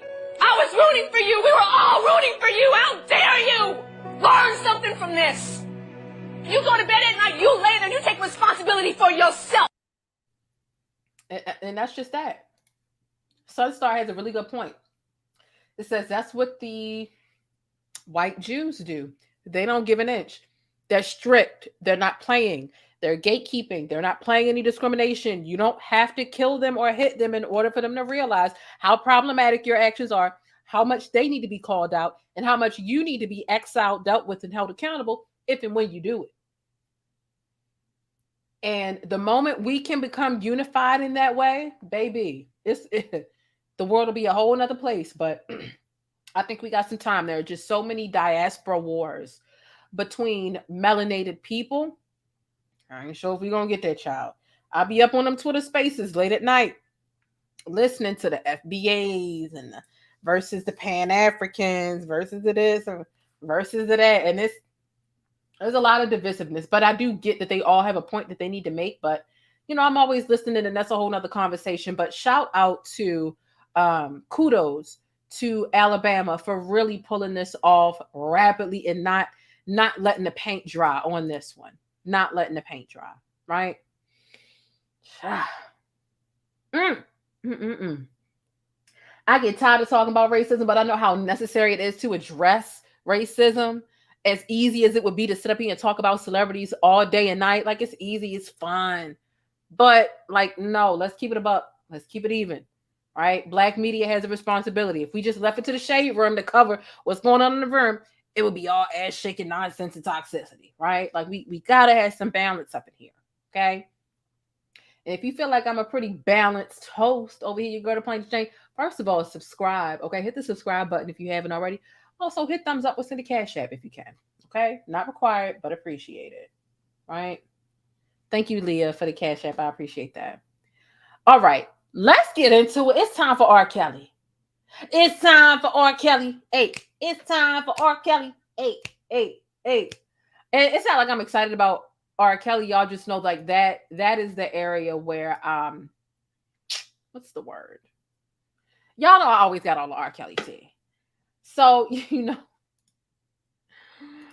all the R. Kelly syrup, should I say. So let's get into it. I want to get into court documents and the information about his money being seized, but how the Bureau of Prisons actually has an issue with the government seizing his money, okay? So a lot of this story, which kind of broke like 2 or so days ago, a lot of people are just pretty surface with the way that they cover it. Y'all know I'm always going to dig, and I'm going to dig, okay? That's what she said. But yeah, there's a situation within the Bureau of Prisons where they're not feeling the government's decision to attempt to seize R. Kelly or other prisoners or inmates' funds. So we're gonna get into that. In the meantime, though, let's get y'all warmed up for the R. Kelly. Y'all already know what time it is. Y'all want to hear this R. Kelly mix or what? Do y'all want to hear the R. Kelly mix or what? Okay. I need to see something in the chat. Do y'all want to see it? Do y'all want to see it? Yeah, because I get pumped about the song. I ain't even going to stunt. Y'all know I don't never got nothing positive to say about R. Kelly. I realized the way I was saying, it's time to talk about R. Kelly. It sounded like I was excited, like I like him. No, I like dragging him. I like holding him accountable because he's a pedo. And I take pleasure in publicizing the transgressions of people who violate children. Okay. We want to hear. Okay, y'all want to hear it? Y'all want to hear it? All right. Let's get it. Y'all ready for this Baltimore Club mix? Let's go. Baltimore, I can't see you. Where you at? Yo, tell me with this. I can't help. Robert. I'm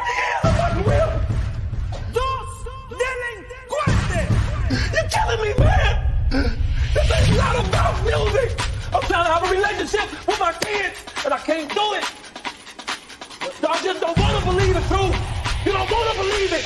At this point, we briefly pause the interview to give Kelly a moment. Man, y'all let me with this. Y'all let me with this. Y'all let me with this. Y'all let me. Y'all trying to kill me. Y'all let me with this. Y'all let me with this. Y'all let me with this. Y'all let me with telling me, man. Trying to kill me. Telling me, man. Trying to kill me. Y'all want to believe it. Trying to kill me. Telling me, man. Trying to kill me. I hope this camera keep going. Stupid R. Kelly. Fight for my life. Stupid R. Kelly. Do it. Stupid R. Kelly. Fight for my life. Stupid R. Kelly. Do it. Yes.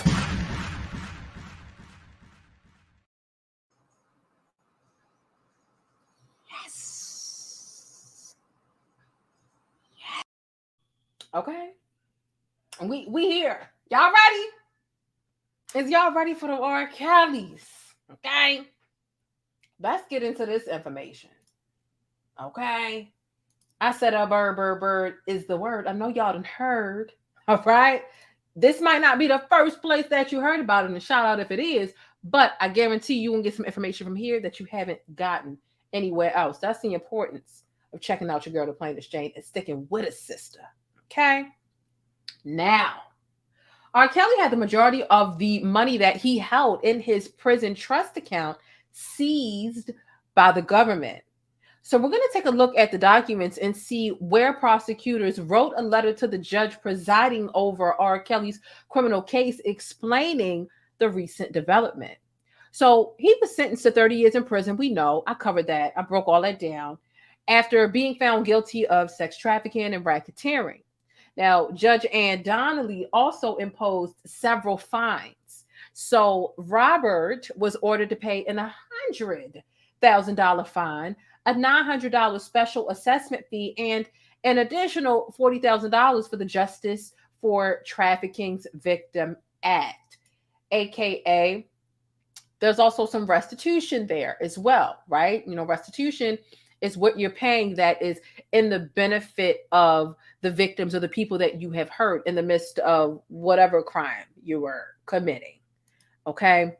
So prosecutors said that the court did not set up a payment plan during R. Kelly's sentencing, which means that the total amount was due immediately as soon as court finished. Clearly, R. Kelly didn't pay, right? And here is what the letter said to the court. It said, quote, "To date, Kelly has not paid any portion of the fines imposed by the court and still owes the entire $140,000. Okay, it's basically $140,900. Okay, and the government also said that they were informed by officials, right, at the MDC Brooklyn facility where R. Kelly had been staying that he had $28,328.24 in his inmate account. Baby, when I tell you they pocket watching and penny watching, they watching. Okay. Now we're going to look at the court document in a second, although I'm quoting the court documents. I'm going to pull it up so you can see it in real time. Okay. Because y'all know I'm good for that. Now, prosecutors say they fired off a letter demanding $27,828.24 to be seized from R. Kelly's inmate commissary account, which would literally leave R. Kelly with $500. Also, the letter said the government has the responsibility to collect unpaid fines and restitution owed to crime victims. Now, that's what they said, but when we get into what the Bureau of Prisons had to say, they're saying something a little bit different, right? It says R. Kelly has amassed nearly $30,000, right? And this is a quote directly from the documents. R. Kelly has amassed nearly $30,000 in his inmate trust account over the course of the last 3 years of incarceration. Robert has not made any payments towards the substantial criminal monetary penalties imposed upon him at sentencing, even though payment was due immediately. They never even offered Robert the opportunity to have a payment plan, which is typically more so for the consensus is that it's for everyday people, right? R. Kelly's a superstar, right? Like he's nasty as hell, but you know, he's talented and he is a household name. The government not offering people like that payment plans. Like they just not. So they didn't offer him a payment plan, meaning that they expected a lump sum, or even if it wasn't all of it, they expected something. R. Kelly been playing broke from the beginning. When the trial first started, y'all remember I was covering it. R. Kelly was saying he didn't have money to pay for his transcripts. Transcripts are literally a couple pennies, a dime, you know, between a dime and a quarter a page, right? R. Kelly has been crying broke since this whole situation has started, which is what most people do. It's part of the game, right? If you got arrested and everything that you had was up there, you would cry broke from the beginning because your money would last a little bit longer, right? I ain't making excuses, but let's just talk about common sense. We can understand why he was saying he was broke, although it ain't working. All right. So let's get into because it's easy to laugh at this, right? I ain't gonna lie. I cackled a little bit when I saw this. Because I mean, come on, hello, it's R. Kelly. What? but With your Oh children. my God. what y'all think R. Kelly's reaction was when he realized he only had $500? Because by the time the government rolled up the motion, they had already seized this stuff. So he literally, I mean, this is something that happened 3 days ago. So we had 500. Right now, he might have like 450 or. Woo! I couldn't imagine realizing I went from 28 stacks just about to 500. Oh my God! Oh my! With your Oh my children. God. That's got to hurt. Yeah, that's got to hurt. But moving on to other stuff. I just want you to see this court document because the government, this is serious. This isn't something that the blogs just wrote up. And sometimes you notice I don't cover everything R. Kelly because everything don't be. There's a lot of stuff just propped up in there that don't really be true. So, and I really don't touch stuff like that, right?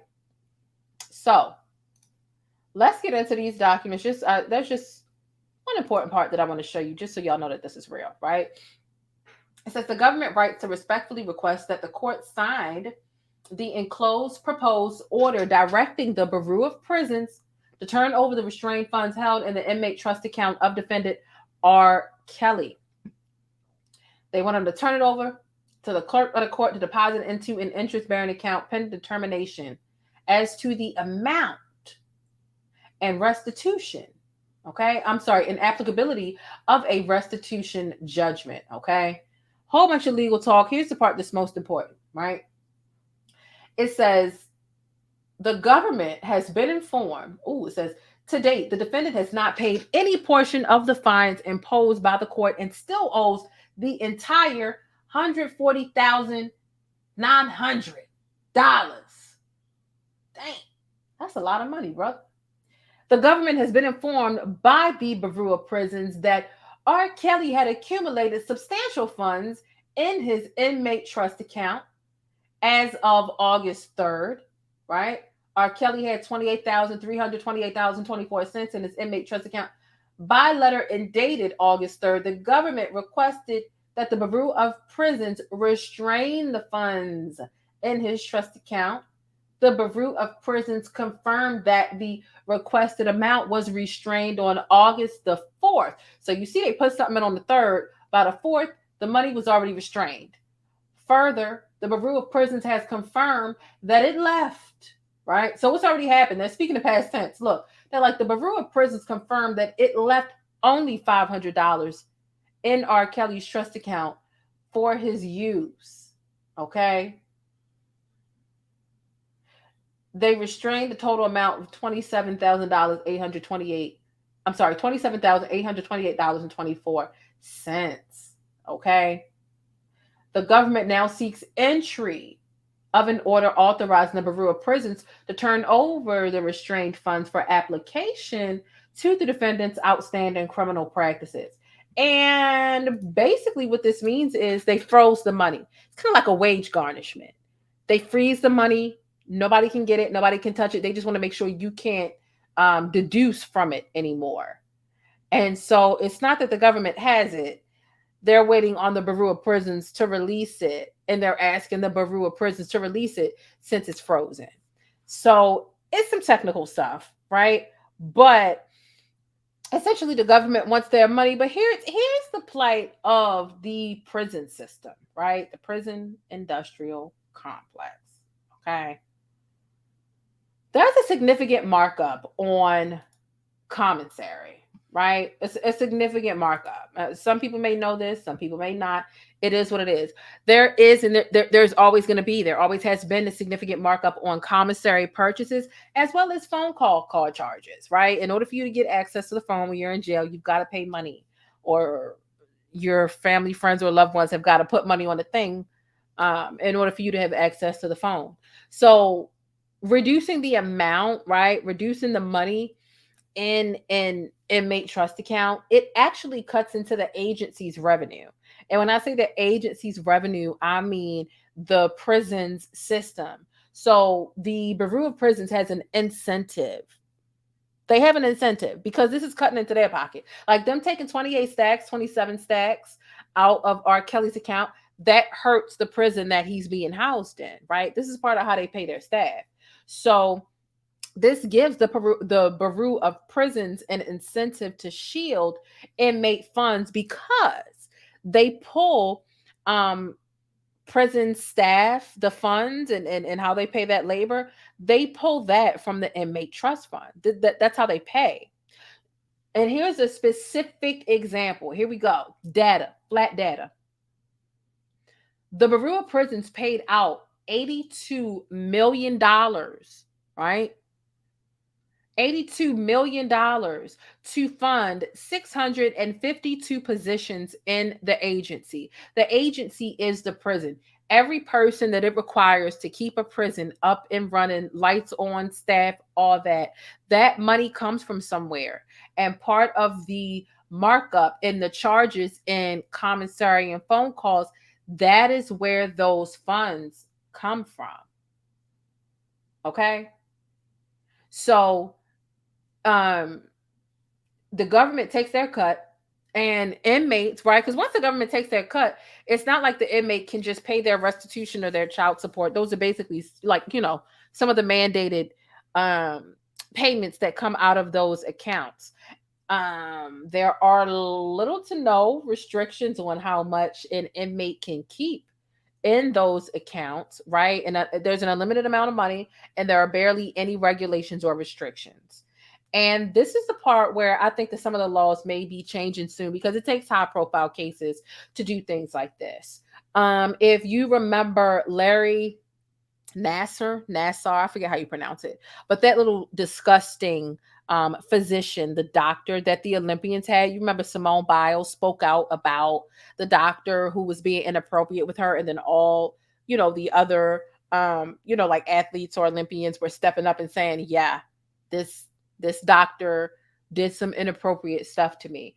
He was charged with restitution, but he hasn't paid any. Okay. Now, he pays barely any, should I say. He pays less than $100 a year in restitution to his victims. Less than $100 a year. I'm not even going to get into his net worth. That's something totally different to how much he got stacked away. However, he spends over $10,000 a year on other things, but he's paid less than $100 a year to his victims. So it's kind of like when you're in prison, you still got bills.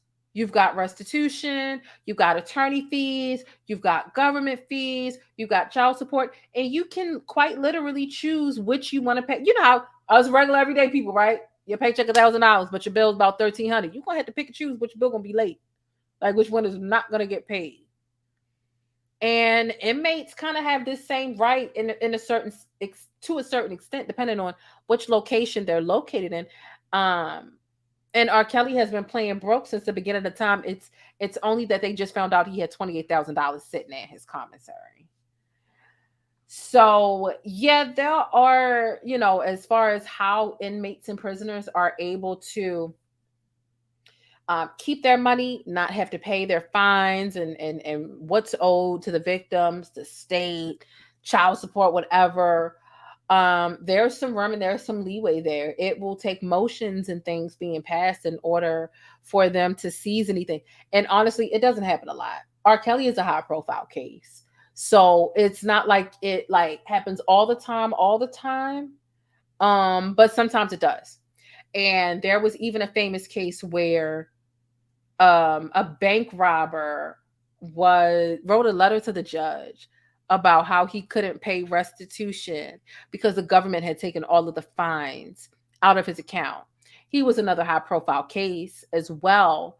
But you'll even get inmates sitting in jail don't have nothing else to do. That I would rather give my money to the victim, to the government, if they want to give somebody a hard time, right? That's a whole nother thing.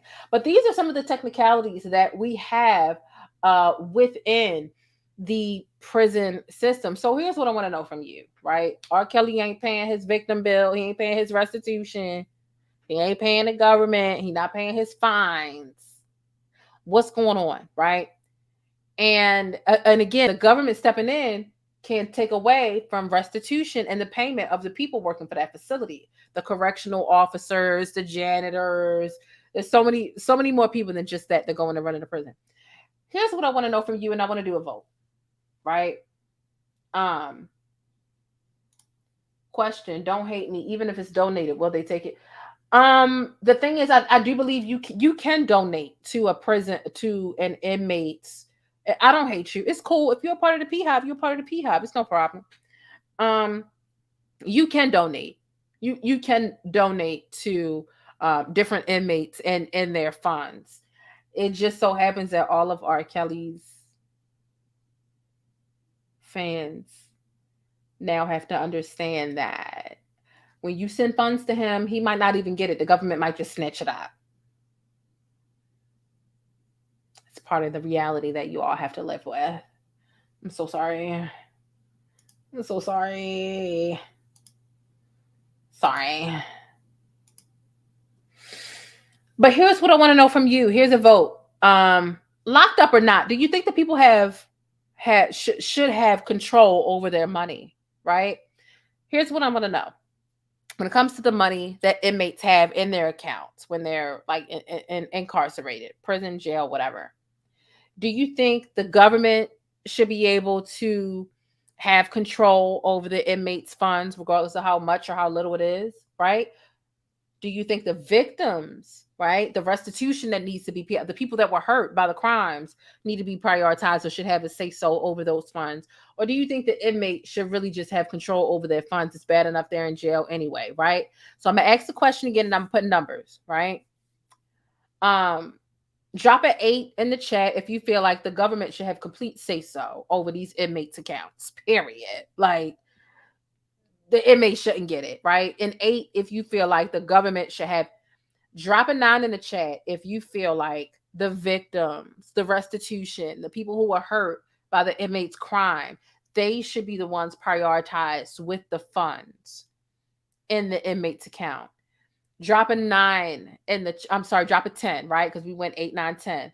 Drop a 10 in the chat if you feel like the inmate should just have complete and absolute control, no matter if they're behind on their state fines, on their restitution, on their child support, if the inmate, right? So put an 8 in the chat if you feel like the government should have control and priority over the inmates, commissary account money.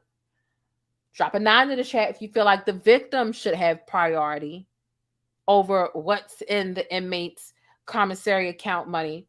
And drop a 10 in the chat if you feel like, look, they already ain't got their freedom. Give the inmate reign or rule over the money in their own commissary account. Let's see what's going on. Okay, we got some 9s. I see a couple 10s. Okay, some 8s, some 9s. 9 because they never do the right thing with the money anyways. 9s. Okay, ooh, it's a lot of 9s. It's a lot of 9s. Hey, Akata. You late, Akata. You is late. You need to be on time. But no, I see a lot of 9s. And I feel that. I felt like that's where the vote might have been. Oh, snap. We got a 10. Okay.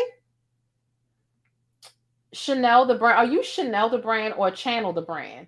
Because Chanel is with 1 N, but I see 2 N's, but I also see a little apostrophe. So Chanel the brand or Channel the brand, are you a part of the P-Hive or no? Or are you just advocating for victims' rights? Because there are plenty of people who still feel like, listen, victims have rights. I'm sorry, not victims. Inmates and prisoners still have rights, right? I've come across several people who still just like, they advocate for the rights of inmates. Okay. Jesus. I'm gonna let y'all please keep voting and typing in the chat. The cat is here to bother me.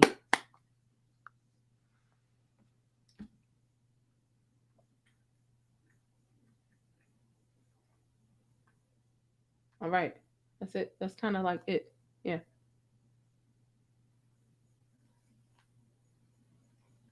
All right. Can you get down? We need to finish the show, so you need to get down. Yes, you need to get down. Leo, get down. You're not getting anything else. Get down. I don't care which way you go. Get down. Can you get down? Get down.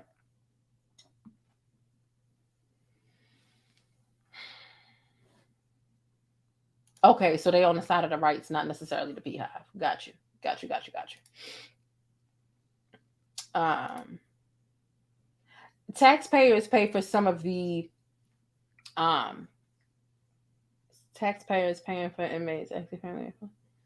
Yeah, I know taxpayer money does go into it, but again, I should have probably put something in there that would allow people the opportunity to vote on behalf of the ongoing existence of the facility, right? Because again, you got the prisons arguing like this takes away from the chefs, the cook, the staff, right? $82 million they paid out to fund 652 positions within the prison system to keep that thing open. And it takes a lot of patience to deal with incarceration. It takes a lot of patience to deal with people in general, but yeah, I mean, where else is it going to come from? The government comes in and they take the money. Is that going to be worse for us taxpayers? Right? Because where's the prison going to get their money from to pay their people now? Right? We're going to end up taking the slack as taxpayers. I feel like it's a difficult question. I feel like it should go to the victims. I'm not one here to say, yeah, government, get your money, because the government has an infinite amount. Like, when is the government really going to run out of money? They're not, because they're always fucking us regular everyday people over to get fines, tickets, this, that, and the third. So, like, I'm not on the side of the government being like, yeah, I would rather the victims get it or the facility for the sake of the employees to get it. That's where I'm at with it. So, Miss Jane, I'm not a part of the P-Hub, but I be having questions. Oh, don't be embarrassed. Don't be, especially if you're not a part of the P-Hub, don't be embarrassed. I do appreciate questions. In the beginning of all my videos, I say I encourage you all to think critically and independently, regardless of what you hear from me or anybody else. So I appreciate you asking questions. And I even I do really appreciate when people disagree with me, because it keeps me on my toes, to be quite honest. An echo chamber is an echo chamber. It's just my thoughts alone. And while I think I have a diverse batch of thoughts and perspectives, I still like to diversify them with the thoughts of other people as well. I do. Even if I don't agree, I do enjoy hearing the other perspectives of other people, as long as they're not defending pedophilia. Okay. Gotta make that clear. So that is Leo. Honestly, get down. I'm gonna get the spray. I'm gonna get the spray.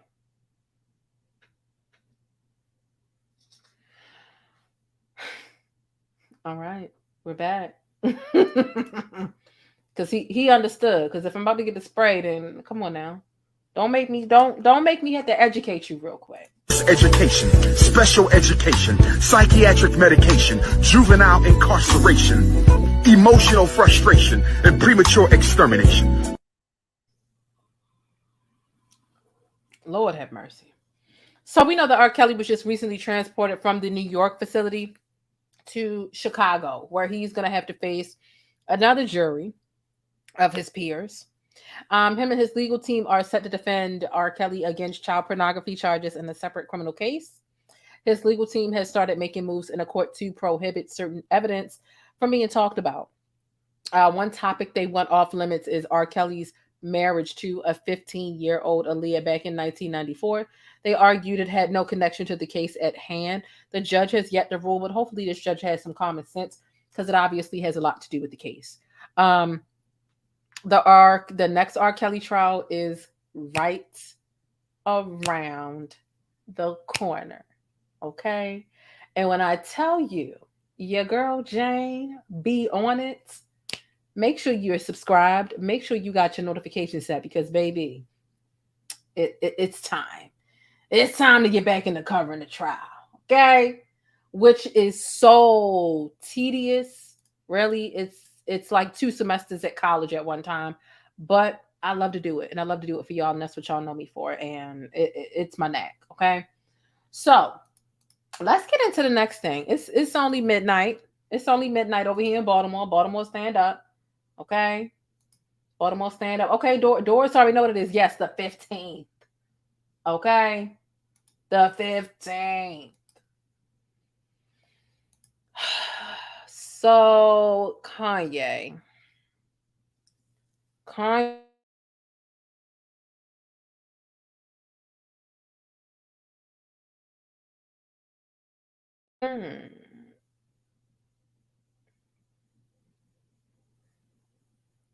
Okay, the camera cut off. It's back. Is the cam? Are we back?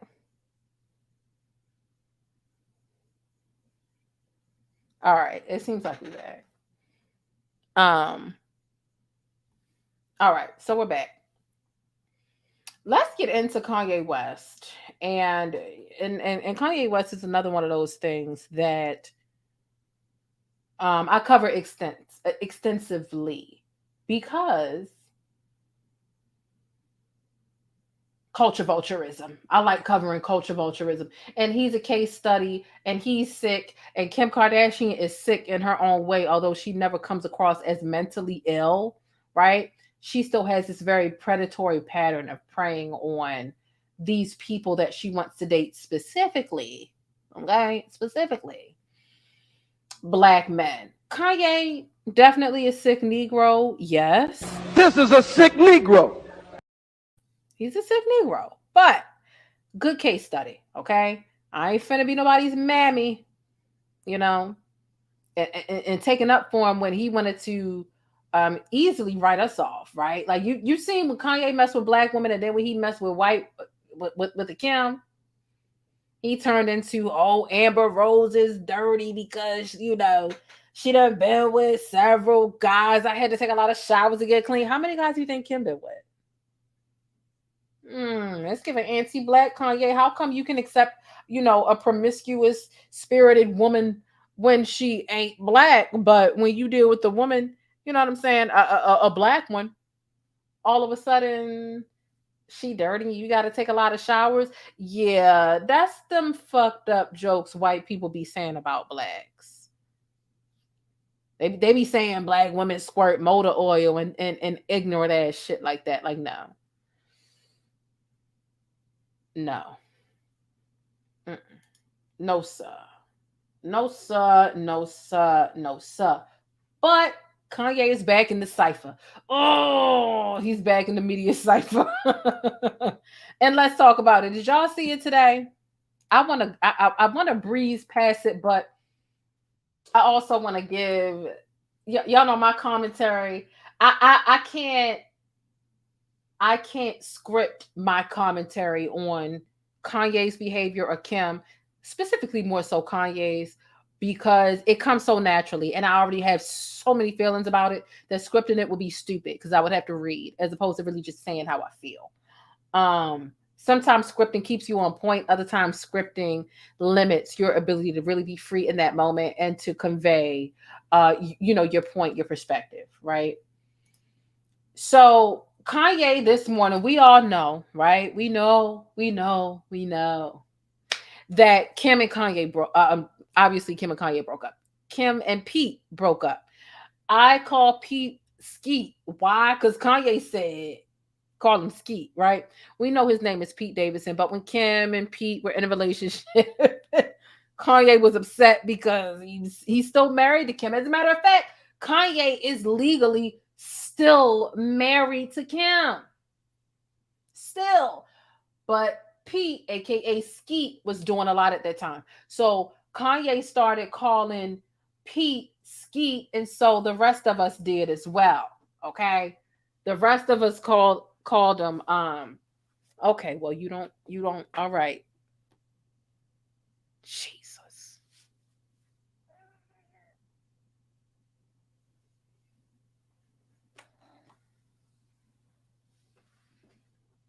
See, because he want to be held, but he don't like me talking to his ear.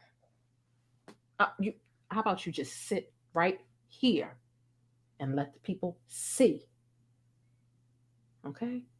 Thank you.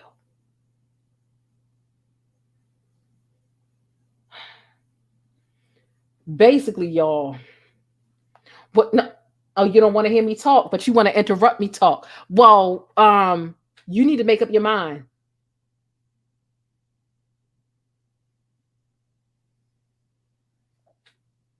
Okay, well, go up there and stay.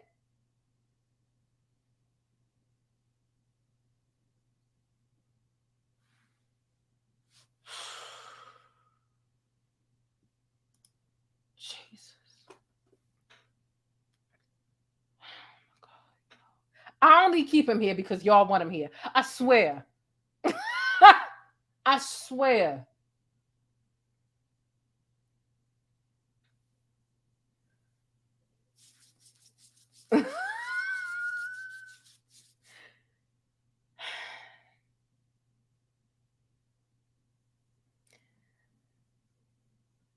So Kim likes the BBC. Okay. She likes the big black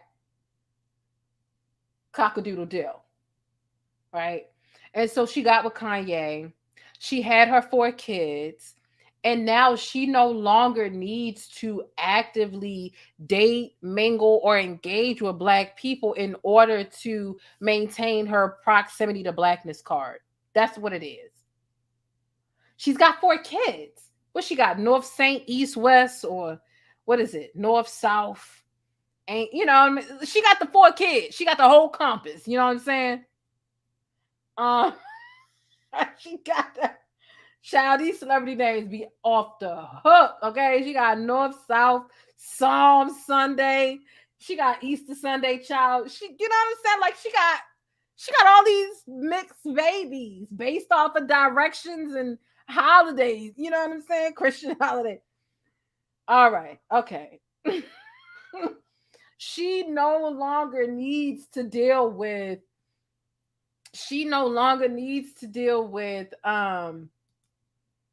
the proximity to blackness. Does Leo have claws? He does, but he knows how to control them. So he don't scratch me because he know when he's around, when I pick him up or whatever, he knows to put him back in. So Kim Kardashian has been doing a lot of things to appeal to the white gaze now rather than the black gaze. She's even had her BBL reduced. Okay, she's had the BBL reduced. Her lips, she's not doing the large lip fillers anymore, and she went and got herself a white boyfriend on purpose. She was never going to stay with Pete. She really wasn't. It was just to prove, not only am I done with you, Kanye, I'm done with you niggas. That was a statement. For her, right? And Skete really thought that he was next up. He really thought like it's about to be me and her forever, right? No, she wanted to use your white ass to make a statement opposing to our black asses. I'm done with you niggas, and I got what I wanted out of you. And that is the problem with not realizing when you are really appreciated, when you're liked, or when you're being fetishized. And Kanye was definitely fetishized, as is every black man that the Kardashian decides to deal with, right? Khloe just won't let go of Tristan. She's even willing to be a doormat because she likes that BBC, right? Kim, same thing. What is it?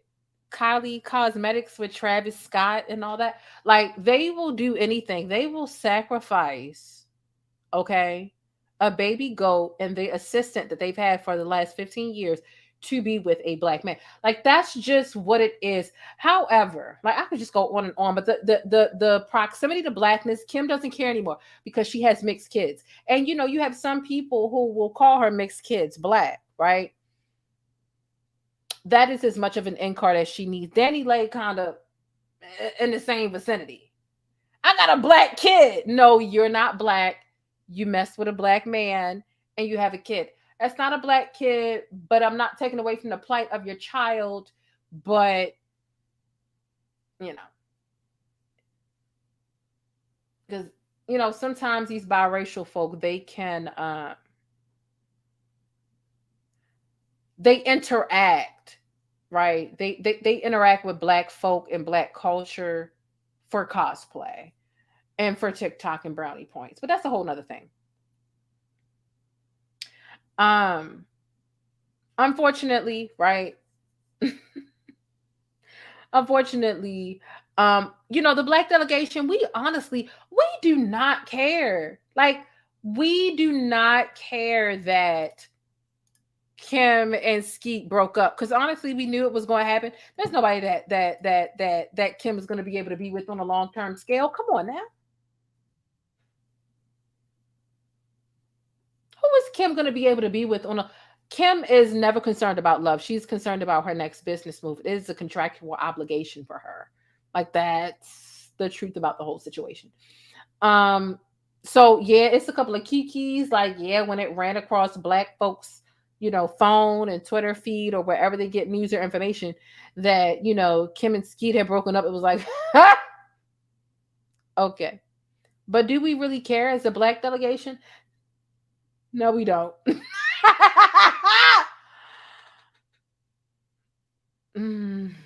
We really don't. We really don't. We don't care. The only reason we talking about these two today is because here go Kanye. Skete Davidson dead. And it's like, okay, we gonna laugh at the joke, right? Because when Kanye calls him Skete, it's just like a little childish joke there, right? Okay, Skete Davidson, not dead at age 28. Like, first of all, Kanye has been very quiet. He's been very quiet online and on social media for quite some time now. He hasn't said anything since he announced, based off of that strategic advertised placement that he put on his Instagram about him working with McDonald's and reimagining McDonald's packaging for their food. That's the last time we heard from Kanye for the most part.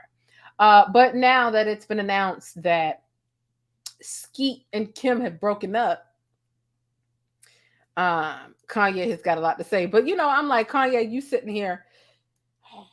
Let's get into the fine print, child. Let's get into the fine print. Because Kanye's sitting here like laughing at something, and I get it. I guess maybe Kanye probably knew it wasn't gonna work. Here's the fine print of the newspaper. Because look, let me make the screen bigger. So you can see it says Skete Davidson dead at age 28. Right? It's a newspaper. Right? And you can see he posted it. Kanye posted this morning. And then you can see in the close up at the bottom, around about of this newspaper, it says something. It says Kid Cudi meant to play funeral, but fearful of bottle throwers. Look, let me tell you something. If Kanye and Kid Cudi don't hurry up and kiss and get it over with, because these love taps, it's crazy. It's crazy.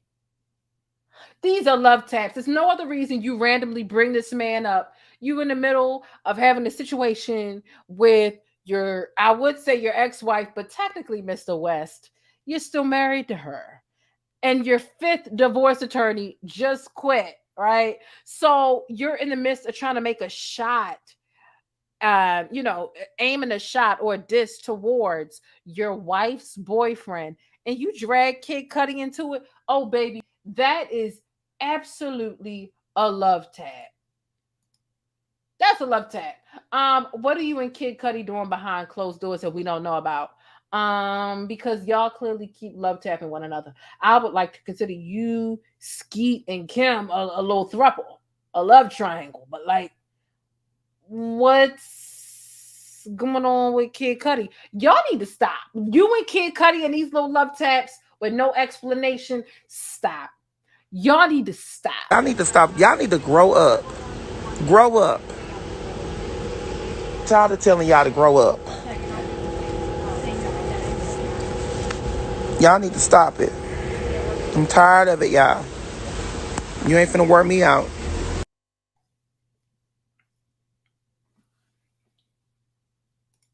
Even Leo trying to figure it out, right?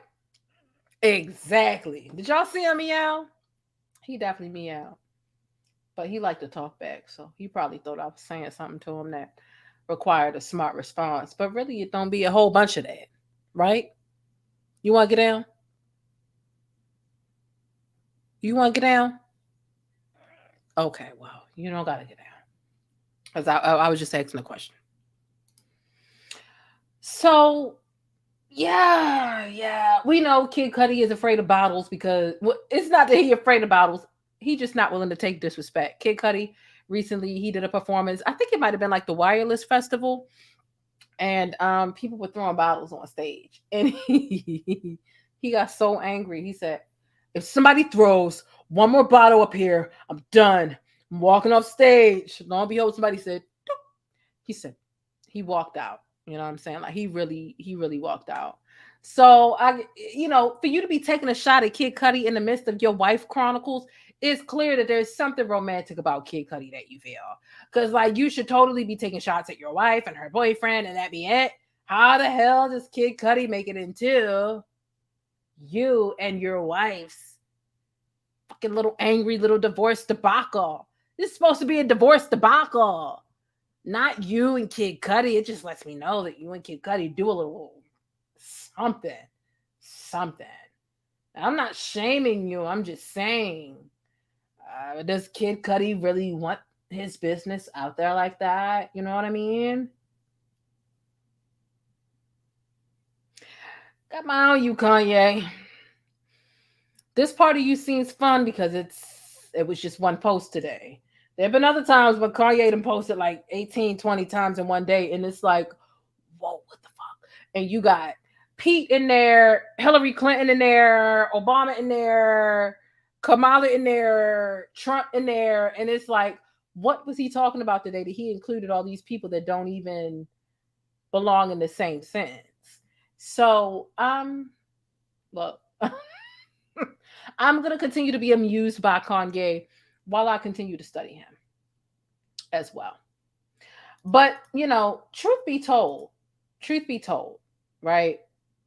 Again, the Black delegation really cares not about. That's why it's like Kim and Pete broke up, and and people were like, "Oh, Jen, you gonna talk about Kim breaking up?" I'm like, that's white news.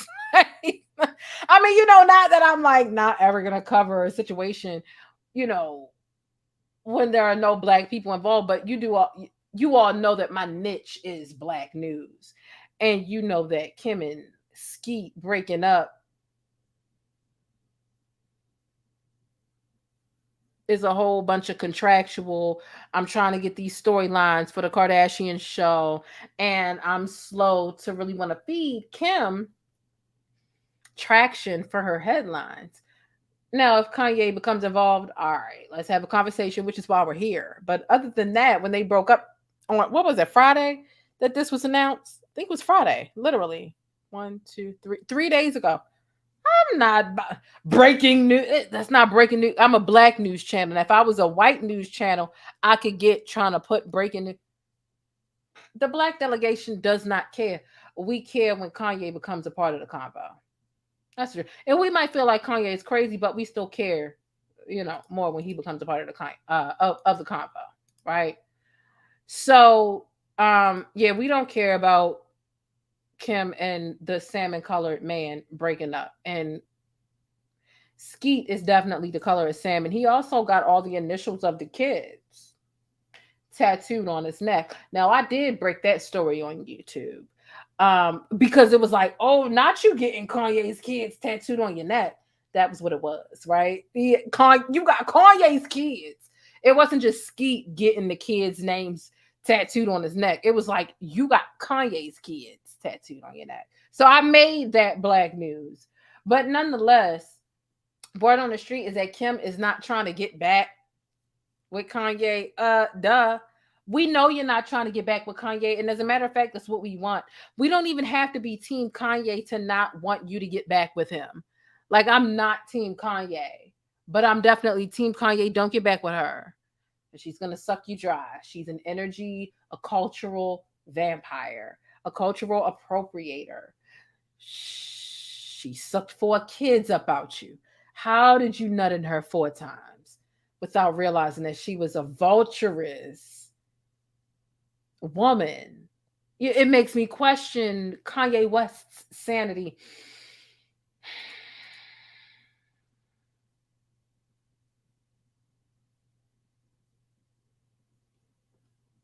This is why I never need a script when I'm talking about Kim and Kanye. Like, I'm not reading from anything, but I realized I went over the time that I was supposed to spend on this subject because I just have too many thoughts. Okay. What? Okay, and what's that?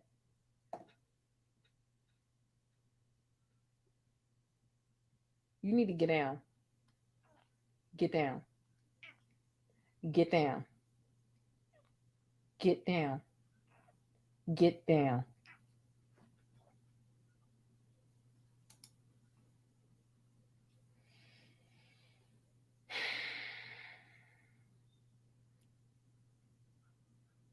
So nonetheless, Kim is done. She's done with niggas.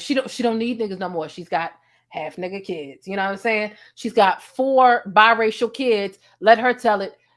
In general, she got 2 black kids, right? Because they all of them are half black, right? 4 half black kids is 2 fully black kids. That's what Kim is working with, and that's all she needs now to deal with her proximity. Because that's the thing that keeps her cool, right? I hope Chloe never even sits or walks foot in the same bar as Lamar Odom, because Lamar Odom would take Chloe back in a heartbeat. And no. But Black folk, our culture, we are literally disposable cosplay. We are the proximity to blackness for Kim Kardashian.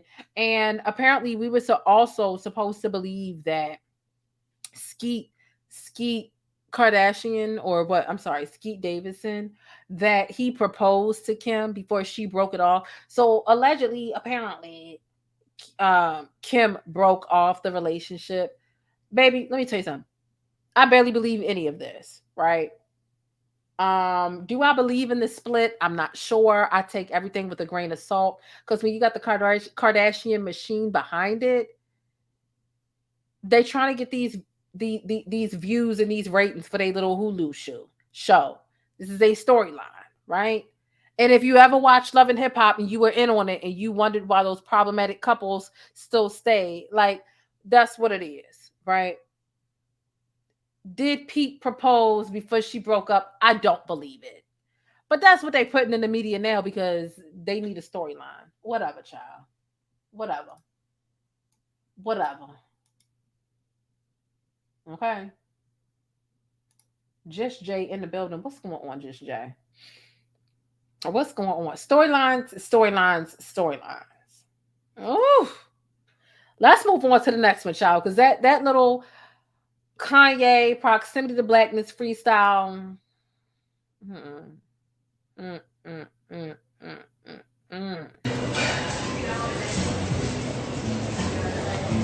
It's a come up. Let me block you. You trying to make a come up, honey. You won't make it over here at all. How the heck you gonna take my words and then make an Instagram? Who does that?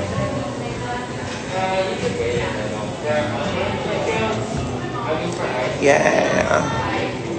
Anyway, so I don't want to focus off that bad energy. I don't want to focus off those people who I care nothing about. As I was saying, you guys. So yeah, someone says, Amanda Post says, damn, I didn't think about that with Love and Hip Hop. I feel slow. Yeah, I mean, the thing about it is, think about it. Like Rashida and Kurt, naturally toxic because Kurt barely respects his wife. But sometimes they throw storylines in there just because it's like, okay, y'all already toxic. Let's throw an extra wrench of toxicity in here just to get people to watch. It happens all the time with any and every reality show you can imagine. And that's just a basic one. Like, don't get me started on some of the modern day storylines. To all my channel members, shout out to y'all who are in the chat. Check the members only community tab because Beyonce bingo for the Beyonce boxes, the Beyonce box giveaway has started. Today is the day. So only the channel members can see what the rules to the Beyonce box giveaway is. And it is the very last tab on the members only community tab. So check it out if you haven't already, so you already know how to play the game, how you need to submit, and what you need to be looking for in order to win. Okay? Because the Beyonce boxes are in. Y'all know I ordered 4. I'm keeping 1. I'm giving 3 away to the channel members. So shout out to the channel members. Check the community tab if you haven't already, because it's going to be really fun. Okay? All right. Let's get into, and shout out to all 230 of us here. Okay. Thank y'all for hitting thumbs up. It means a lot. Okay. This is a really good show that I put together for us today while I was at work today. So y'all know the Black News Bus. It's a social media stroll, right? We're going through social media. We're talking about the things that are going on online, Black news, celebrity news, viral news, social media news, whatever's going on, we're talking about it. And you know, I like getting into what's going on social media. So I want to talk about today's episode of What Would You Do?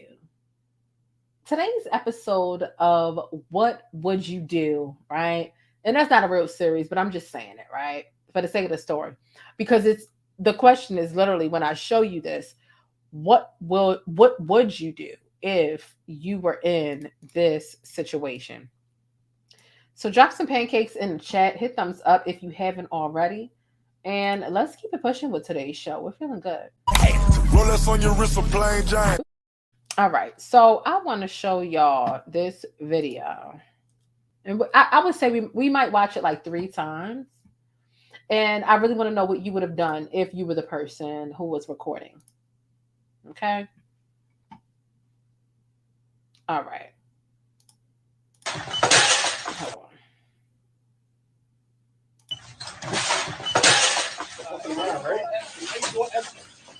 Don't go any harder. You hear me? 17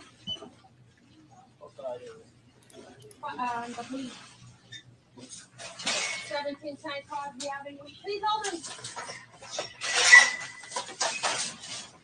Yes, can somebody help him? Like, why are you fucking recording? Bitch, because I don't work here. Exactly. You work here. Help him. Fuck you mean? Dumbass. What? I'm sorry. What? Hello? Yeah. Thanks for trying to be a good Samaritan, sir, but it's their job. That's it. Everybody's gone.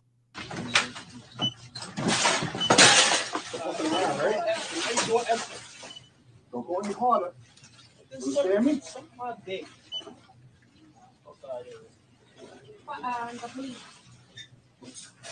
17 St. Crosby Avenue. Please open. Yes, can somebody help him? Like, why are you fucking recording? Bitch, because I don't work here. Exactly. You work here. Help him. Fuck you mean? Dumbass. What? I'm sorry. What? Hello? Yeah. Thanks for trying to be a good Samaritan, sir, but it's their job. That's it. Everybody's gone.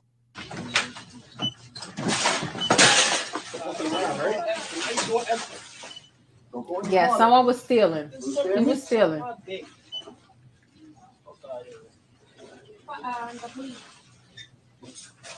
17 St. Crosby Avenue. Please open.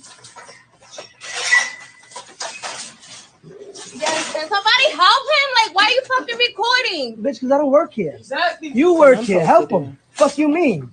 Dumbass. What? I'm sorry. What? Hello? Yeah.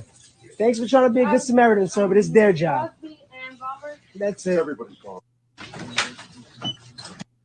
All right. So let me hit the button. All right. So this guy was being a good Samaritan. He even admitted it, right? The guy recording said, "Thank you for being a good Samaritan, but this their job."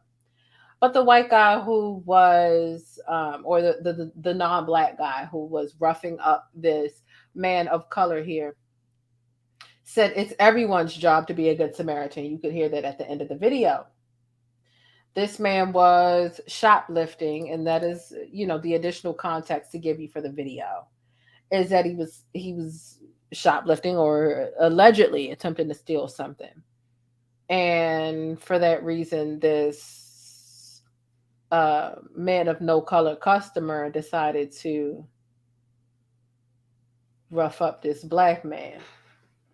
and then expected another black man to hop into the account and encounter. This looks like a Walgreens, right? It's definitely not a CVS. CVS employees typically wear like red tops, right? Walgreens is similar to Walmart. They have the khaki bottoms, the navy blue tops. Look. We took this trip to Walgreens, and honestly, it's damned if you do, damned if you don't. That's the truth of the situation. It's damned if you do, damned if you don't. Because you're not about to trick me. Like, you're literally not about to trick me out of my own best interest.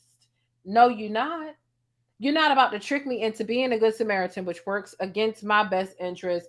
Y'all supposed to have security. Where is this at? Is this the hood? Is it the ghetto? Y'all supposed to have somebody?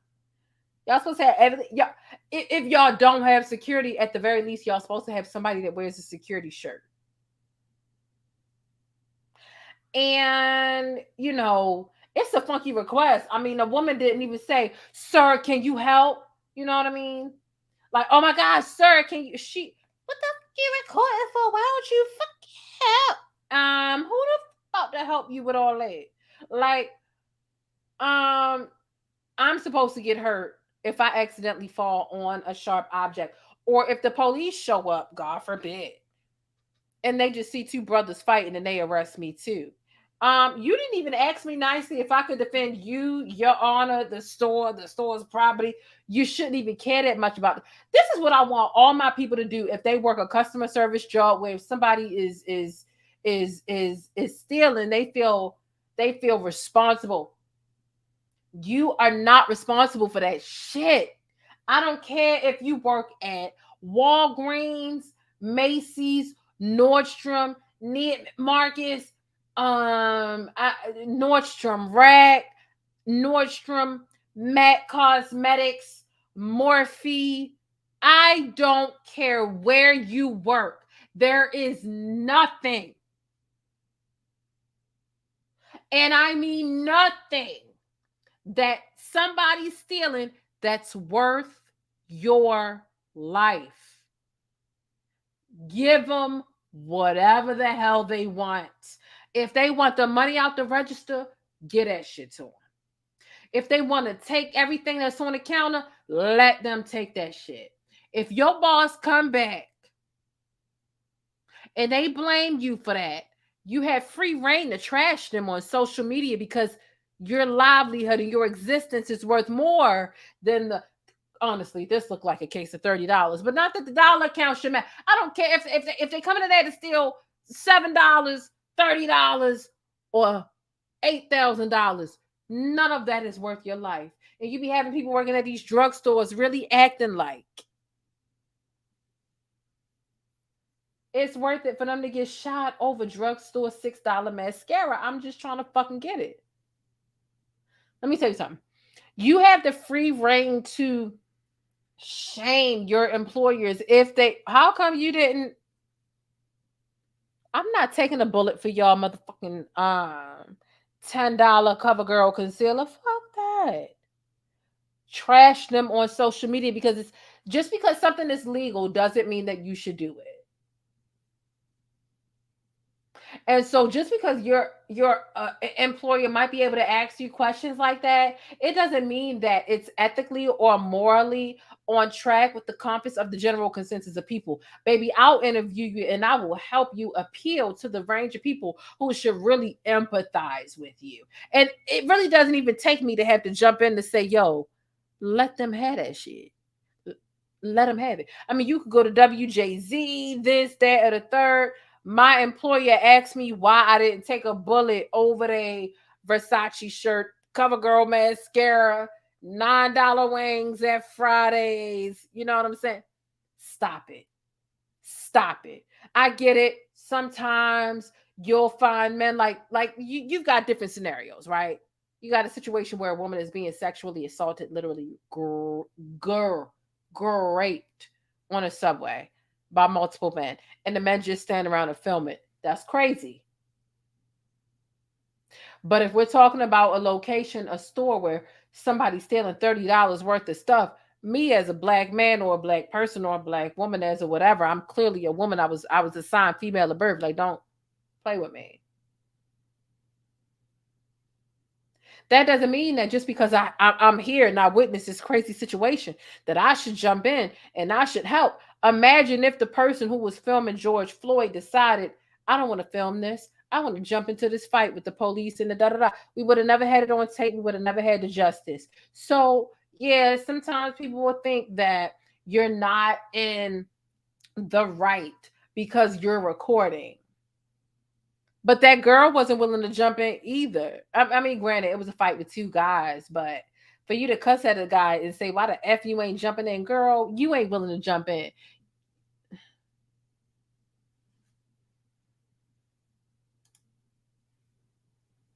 You ain't willing. I don't want my man, my little brother, my little nephew, my little cousin, any guy that I know that I'm close to. Nephews, whatever, but I don't want them randomly jumping into every department store or whatever store scuffle they see, because absolutely not. Can you imagine how much time that employee would have spent telling the police, hey, he didn't mean no harm, I asked him to help? She would have been about her business on the phone talking to her homegirls. She would have been trying to help the public. And even if she did, that wouldn't have exonerated you of whatever they were trying to slap you with. It's not your job as a regular person to stop two men casually fighting in the store, because that wasn't even like a fight. That was just a scuffle. That was a black man that literally knew he was doing something wrong. I was wondering why he didn't overpower this white man, because I know he could. But he knew he was doing something wrong. He knew he was stealing. So what am I about to hop in this shit for? Why would I hop in this? Why would I hop in this? Rona, monkeypox. Right. Why would I be touching anybody? And she's trying to blame me for being in the situation. No, y'all should have security. You try and help, then the police come. They hurt you or they kill you because they feel you're a part of it. No, exactly. That's the common sense of the whole situation. Tay said, these prices are insane. I'm not condoning thievery, but I understand. These prices is out of pocket. These prices is really out of this world. I can keep it a book. Like, they out of pocket. But again, imagine you trying to be a good Samaritan. Let's say you jump into the situation and you fall on a sharp object. Head, body, vital organ, whatever the case is. You think Walgreens really gonna... You think they really gonna... I don't think so. Over a measly little $30 worth of shit. Because the man ain't even had no damn bag or no, he wasn't, had to be $30 or less. It had to have been. What else could it have been? I just don't know. I don't know. But look, let's pull off from Walgreens because I'm tired of it. I'm tired of being at Walgreens. Let's pull off. Do y'all have on y'all seatbelt? Pepper spray. Okay. Do y'all have on y'all seatbelts? Because we about to pull off. Okay. I'm putting my ghetto girl face on. What was this? This was me in 2009. And I found out that they were using this for like NFT stuff. They're going to capture my picture from 2009 talking about when a ghetto girl catches you staring at her. Child, what? Is y'all ready? Because we ready to pull off to somewhere different. We ready to pull off to somewhere different. Is y'all ready? Let's go. Let's go to somewhere a little different. You know what? This is what I want to do. I want to let Jocelyn Hernandez take us to somewhere that's a little bit different. Tell them how long you've been doing this. How long you been doing this, Jack? You're a vet. You're not No. doing this shit. You're true to this shit. See, the thing is, I've been taking my craft seriously for the past 8 months. But I've been rapping every nigga shit on the radio for the past 10 years. You know what I'm saying? I love music. And ever since I was 13, riding around and getting it. Yeah. I know every nigga song from the back. You know what I'm saying? Shout out to my nigga Rick Ross. And you got time. You've been doing it before the show. Yeah, I've been having money. The show just gave me fame, but I already had the motherfucking dollars. I've been fucking with boss niggas out here in this motherfucking streets. Get that motherfucking money, nigga. Get that motherfucking money, nigga. Suck your dick, baby. I suck your dick. How you want me to do it? Hold up right quick.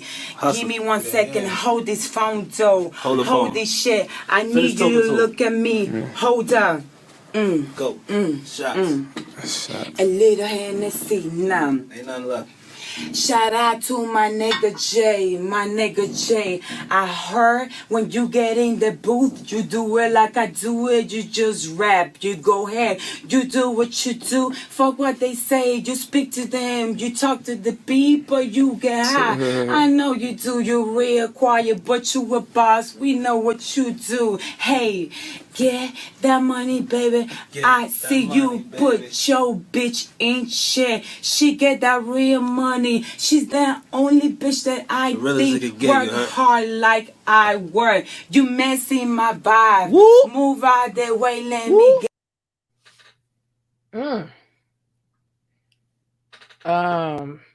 Yeah. I see why she blocked me.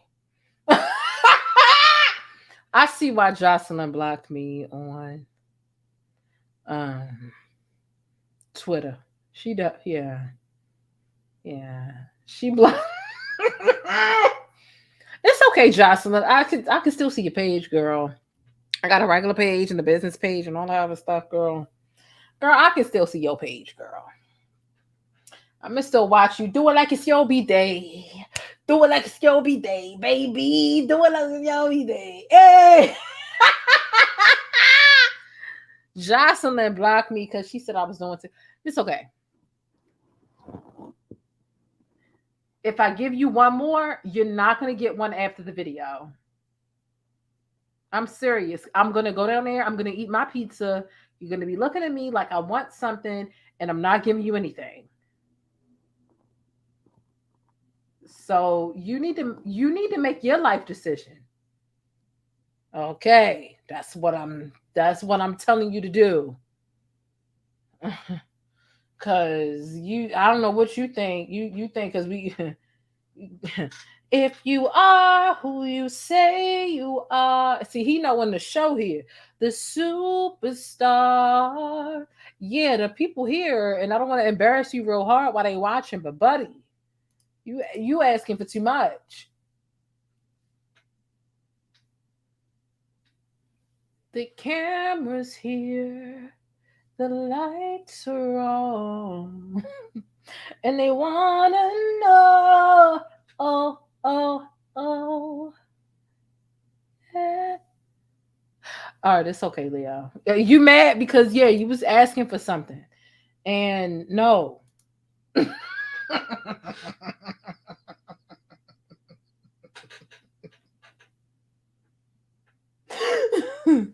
Yeah, he over here, like, really, because he know he in front of y'all, but all right. He stayed throwing off the pace into this show, but see, y'all like it, though. That's what be encouraging it. He mad now. He gonna turn his back. That's okay. Turn your back. I don't care. Whatever. We pulling off. Let's go. Let's go. It's time to go be nosy neighbors real quick, right? Where did we just come from? We just came from Walgreens, and that random lady trying to ask, why ain't you helping? You recording? Like, girl, first of all, you had an attitude. So girl, forget Walgreens. We pulling up to watch the neighbors fight. Let's watch just real quick, so we can talk about it. And then there are some really important things, especially if you're trying to win a Beyonce box. You definitely want to stay tuned. Okay? But let's see what's going on with the neighbors. Okay? What's going on with the neighbors? Like, I need to understand. Okay. Rolex on your wrist, a plain giant. All right, so let's get into this. I'm gonna let y'all hear the audio.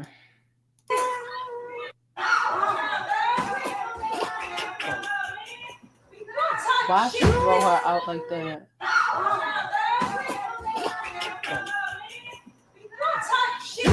Oh my god.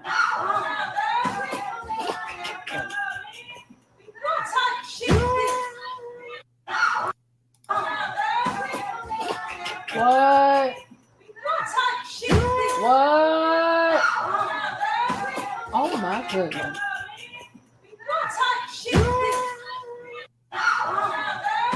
Hey yo, she threw that lady out like that.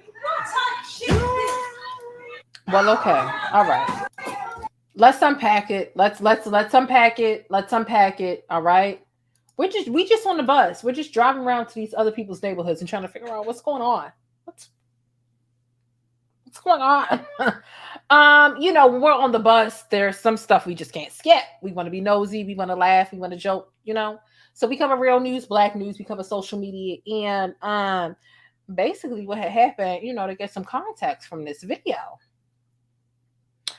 is you know, this lady, and I call her, right? This is my description. I say this lady from the Brittany Griner praise dance got kicked out for cheating. And I say that because she's a masculine presenting man. Had I not known from the additional context and the research that I had done based off this video, I wouldn't have known.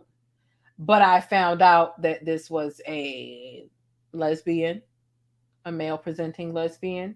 Some would say a Manny Fresh, some would say a stud who was cheating. And she clearly got kicked out. I mean, she got the Jazzy Jeff, you know, throw out for cheating. And it's like, damn, like that. I said for context, see, it's this lady's a stud, y'all. She got caught cheating and she got put out. The Samantha, I'm like, why was you that light? You know what? You cannot weigh 110 pounds and be cheating and thinking that people can't, or doing wrong and thinking that people can't throw you around. People are going to be able to throw you around when you weigh, you know, 130 pounds or less. Like,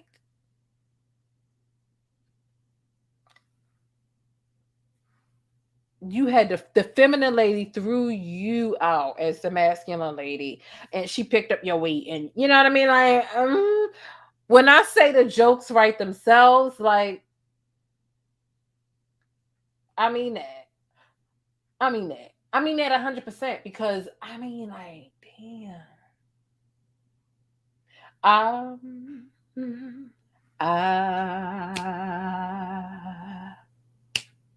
know I've been changed. Said that this is out of, you know, it's out of pocket. And for you to have been standing there doing the Brittany Griner praise dance, I expected you to have a little more strength. I did. I expected some more strength over here from you. I'm sorry. Am I sorry? I'm honestly, I'm not sorry. You know, but my homie said, "Nuh-uh, you're not just gonna," you know, because I called her one of the Brittany Griner praise dancers. You know, my homie didn't know what the hell a Brittany Griner praise dancer was. I had to link it to him. I'm like, look, it's one, you know what I'm saying? Like, it's one of them that got put out, you know, because they was cheating. You know what I'm saying? Like, girl, I hope you get it right. I hope you lift some weights. You need to go to the gym, girl. Call the radio station, Dr. Phil, tell them you at a disadvantage. You know what I'm saying? Like, I don't know what to say. I don't know how to help you win when you got kicked out like Jazzy Jeff. You know, in the Fresh Prince of Bel-Air, when Will's friend Jazzy Jeff would always come over and they, you know, that's literally what she got. I'm like, oh. All right. But it was one thing that had laid on top of the other for the sake of the the story. It was definitely one of those things. Let's get into the next piece of information, child. They said she need a strap. See, reading y'all comments would have me even more weak, but see, I'm trying to keep my little timing. Let's see if the cat, because it's like he want attention.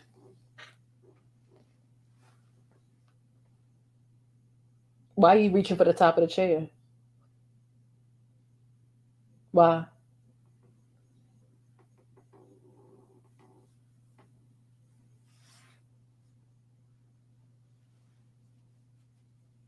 Show the people over there.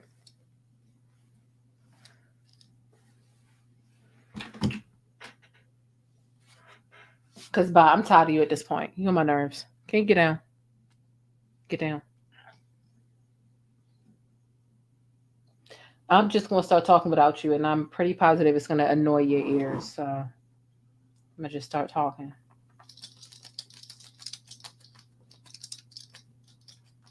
You see my nose getting big like James Evans? That's because I'm getting annoyed. Getting annoyed with him. Okay.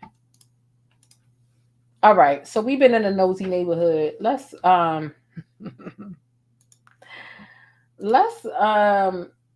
go ahead to somewhere so we can get something to eat, even though I haven't had anything to eat yet. I ain't gonna stunt you. Boom. All right, let's get into this. Here's what I want to know from you all. Chick-fil-A is now offering bone-in wings at a virtual restaurant in Nashville to give customers what they want to eat. So they'll be using feedback from the customers to change or add new menu items. So they have in Atlanta, but they also have a College Park, Maryland, location on the way soon. And I'm going to show you all proof of that in a second, just so that you know when and where to get your Chick-fil-A wings from. And I just, the person in this picture, they got lemon pepper. But also another thing that I wanted to make you all aware of was Chick-fil-A, Truett Cathy. Because when we talk about Chick-fil-A, we're talking about Truett Cathy. Like, if we're trying to personify this business, Truett Cathy actually used to sell burgers. So I know Chick-fil-A is based off of protect the cows and da-da-da. Like, they're like literally, like, Truett Cathy has made several burgers before, and I'm going to show you the print in just a moment. But I placed this poll on my community tab so that you all will be able to see and vote. And honestly, majority of the people said that they would. They said that they would eat from Chick-fil-A. There were some people who felt like Chick-fil-A already wasn't seasoned enough for them to get. And I'm like, yeah, because for me, I'm Baltimore, right? I'm like, yeah, it's not an Old Bay sandwich. Because the first thing I think about when I think of seasoning is Old Bay or seasoned salt or whatever, because that's like Maryland, Baltimore. It's just Baltimore stuff, right? So I'm like, yeah, the chicken sandwich is not gonna be an Old Bay sandwich, or it's not, But when you're ordering these wings, you can order your flavor, like, lemon pepper, whatever the case is. So yeah, I saw some people talking about, regular Chick-fil-A sandwiches aren't seasoned, so I wouldn't get the wings.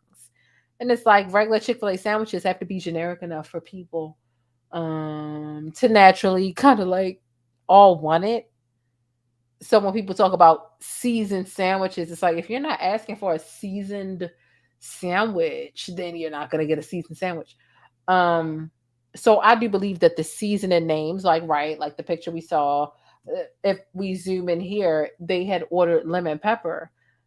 Yeah, we would want it to taste like lemon pepper, but we just ordering a regular Chick-fil-A sandwich expecting it to be seasoned. Like, first of all, the sandwich is really good by itself with the bread and the whatever toppings. If you get a deluxe with your lettuce and your pepper jack cheese, or just your ketchup, or your pickles. But if you don't order a seasoned sandwich, the sandwich not gonna come seasoned. You know what I mean? And the fact that black and white people alike like Chick-fil-A sandwiches, it means that it's a perfect medium. It means it's not so bland to the point where the white folk don't want it. Like, white folks don't want it. But it also means it's flavorful enough that black folk, yeah, this that good fried food, but it's the healthiest fried food I've ever had type situation. You know what I mean? You know what I mean? The healthiest fried situation I've had. Okay, someone said virtual restaurant. Perfect. I love that question, and thank you for asking. A virtual restaurant is where they focus on delivery as opposed to regular restaurants like a McDonald's or a Chick-fil-A, where they're focused on dine in and drive through and walk in. Think about a Checkers, but without the walk-up window. That's what a virtual restaurant is. They prioritize deliveries. That's their business model, is delivering food. So there is no walk up, walk in, drive through, It's delivery only. That is what a virtual restaurant is, which would essentially mean what? Like a virtual something is something that you would like never see, right? That you would never physically experience for the most part. That is what a virtual restaurant is. So that is what Chick-fil-A talks about when they talk about. So think about Grubhub, Uber Eats, and those likes. So there's not like you can like just walk up and be like, this is wrong with my order. I was about to say like headquarters.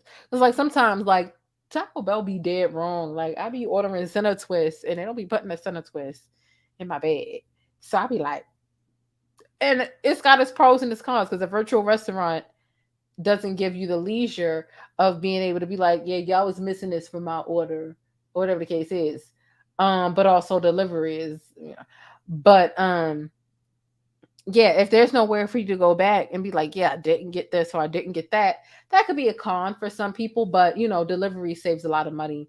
When we talk about manual labor, it costs a lot. It costs a lot for restaurants. If people may not realize that, but when you realize that these places are starting to value machines and automated exchanges and experiences and checkouts over the people, that's what it is. Like, time is money. You pull up to the Chick-fil-A or any drive-through and you're like, let me get a that time you spending at that, it might sound bougie as shit, but that time you're spending there wasting at the speaker, that company could be using on anything else. So with the virtual restaurant delivery type of a situation, the employees don't have to waste this time listening to you. You pick what you want. You hit those buttons. And so when there's some fault in what you've ordered, they're like, oh, well, you hit this, you hit that. There's no longer that discrepancy between, oh, I told the cashier this, but this is what it was. It more so falls on you. It lessens their liability. It increases the time that the employees have to actually work on things within the business that aren't contingent upon the ums, the ahs, and the indecisiveness of the consumer. And that is what a virtual restaurant is. So that's that. Yeah, no job. You know what I mean? It takes away from the people who have a job and are just looking to clock in and clock out. But if you care about that business, if you care about that establishment and that specific type of a service that the establishment offers, then it's the spot for you. And you might even catch some tips. And this is coming from somebody who literally used to work in the food service industry for years at a time on every level. I'm talking from entry level, supervisory level, store owner level, store manager level, like whatever. It's a thing. It's a thing. It's a thing. It's a thing. It's a thing. But look, let me say this. Let me say this. Them Chick-fil-A wings got my name on it. Yes, they do. Yes, they do. Yes, they do. Yes, they do. Yes, they do. Yeah, they do. I can't front. I place a lot of my, honestly, I can't even remember the last time I literally just like went through the drive-thru and ordered my Chick-fil-A order, because the app is great. There's so many incentives for the Chick-fil-A app. It's like you order from the app 3 times, you get a free chicken sandwich or 8-count nugget, or a free ice cream or whatever. A certain amount of times you get a free milkshake or whatever. Doing around about your birthday time, they'll give you a free this or a free that, a whole free meal. There's so many incentives to use it. Like, they want you to not bother their employees. And the less you bother their employees and the more you follow their tunnels and funnels, the more rewards you're going to get as a consumer. So, there's a benefit. Sometimes we get upset. We got to walk into McDonald's or Walmart and ring ourselves up. But if you understand the structure of their customer appreciation, there could be something there, an incentive for you. And then sometimes, like, who the fuck want to deal with McDonald's employees? I would rather hit them fucking buttons on the motherfucking thing. But all right, that's a whole nother conversation for another day. Someone says Jackie getting dragged. Yes, Jackie was dragged by, but we discussed that in the beginning of the video. Child, they talking about stealing the self checkout. Child. Oh, would y'all eat Chick-fil-A wings though? This is the question I want to know, right? And I'm gonna get into my final thoughts and unanswered questions while you all let me know if you will be willing to try the Chick-fil-A wings or not. Drop a 6 in the chat, right? Drop a 6 in the chat if you want to try the Chick-fil-A wings. Drop a 7 in the chat if you like, no, keep the Chick-fil-A wings away from me. No. 6 in the chat if you trying to try them Chick-fil-A wings. 7 in the chat if you like, absolutely not. Absolutely not. Absolutely not. Okay. That's exactly what I thought the reactions was going to be. Okay. If I like the chicken sandwich, why the hell would I have an issue with the damn wings? Why would I? What? What? What's going on? You want to get down? Okay, well. Can you get down? Okay, but I'm not asking you. I'm being polite in front of the people. Can you get down, please?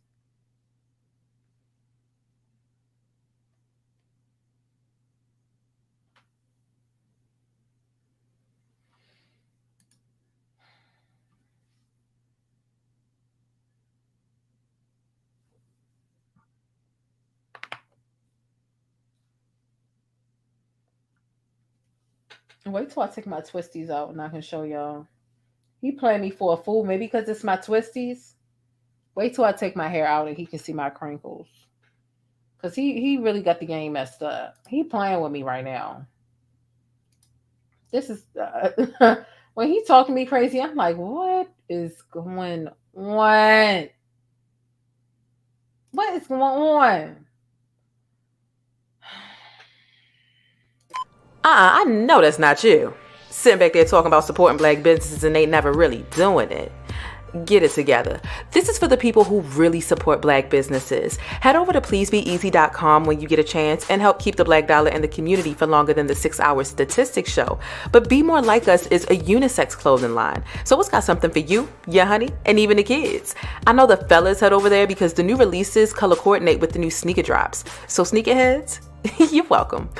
They even have masks over on pleasebeeasy.com. So make sure the first thing you do when you finish this video is head to pleasebeeasy.com for the latest, freshest, unapologetically black-owned fashion for men, women, and kids.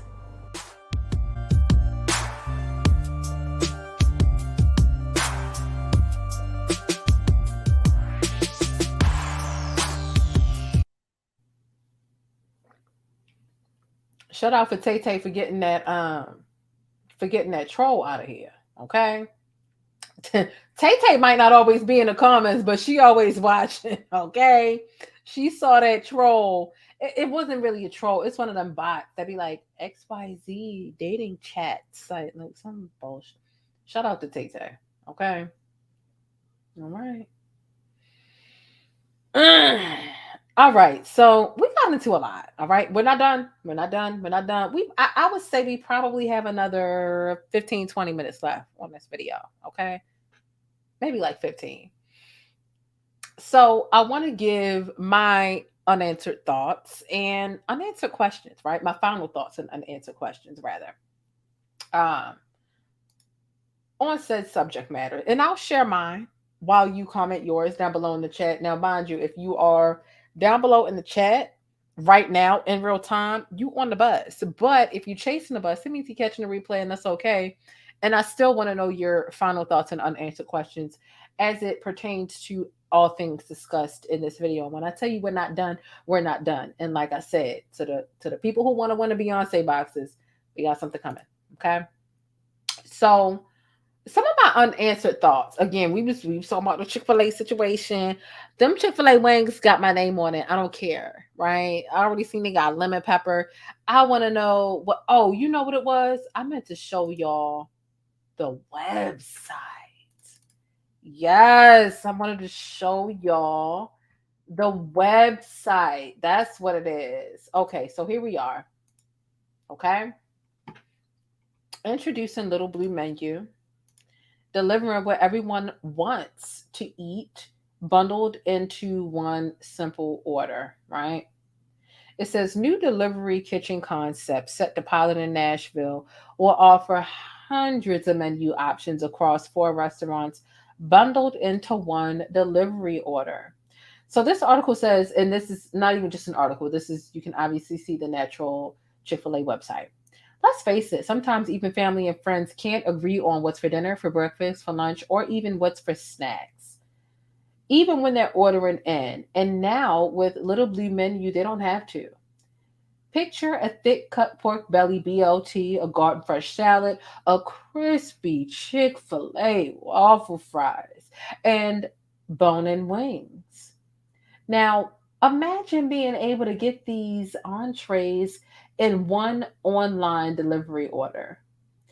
This delivery dream come true is coming soon with the launch of Little Blue Menu, a delivery kitchen concept that's an affiliate of Chick-fil-A. Little Blue Menu will make its debut as a pilot location in Nashville, Tennessee this fall. Little Blue Menu is named after Chick-fil-A's founder, Truett Cathy, who is an original Blue Menu at the Hapeville Dwarf House, which he was continually changing to give customers what they wanted most. It's where he invented and customers taste tested the Chick-fil-A sandwich and served staples like hamburgers. Shh, don't tell the cows. But they also sold collard greens and lemon pie. So I wanted to show this in particular just to let you all know, like, Chick-fil-A definitely be serving burgers, y'all.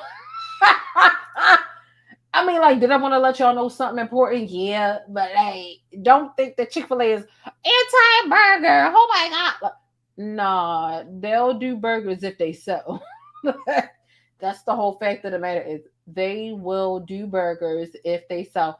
It just so happens that when it came to what and when he was testing things out,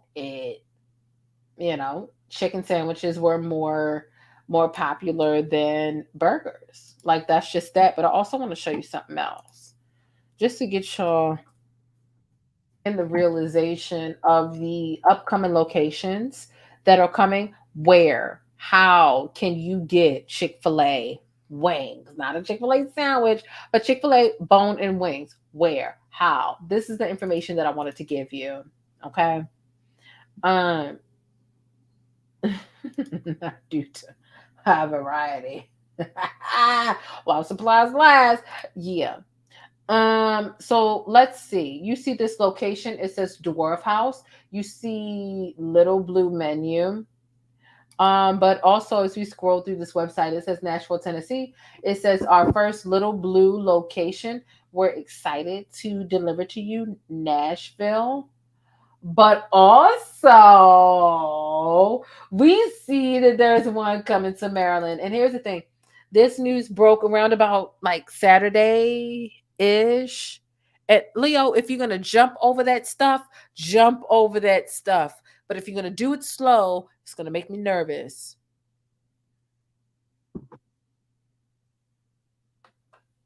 If you're going to leap, then leap. If you're feeling froggy, then jump. He doesn't get it, you guys. The fact of the matter is, a lot of these articles, right, when this news broke over the weekend, it was like, oh, there's one in Nashville and there's one in Atlanta coming soon. End of story. Like, no. There's also one coming in College Park, Maryland, which is literally less than an hour away. But still, there's one coming to Maryland too. I can be honest. This is the Little Blue Menu official site. Now, I have seen some official publications who have noted the Atlanta location. But when I'm on the Little Blue website, honestly, it literally just notes Nashville and College Park. So I'm not saying that Atlanta won't come soon, and I think it would make a lot of sense to put one in Atlanta as well. I'm just saying that the website literally says, okay, we've got one open in Nashville and College Park, we're coming to you soon. Okay. And we scroll to the bottom. That's just it. Again, you see Little Blue Menu. You can see our locations. It says Nashville, Tennessee, and College Park.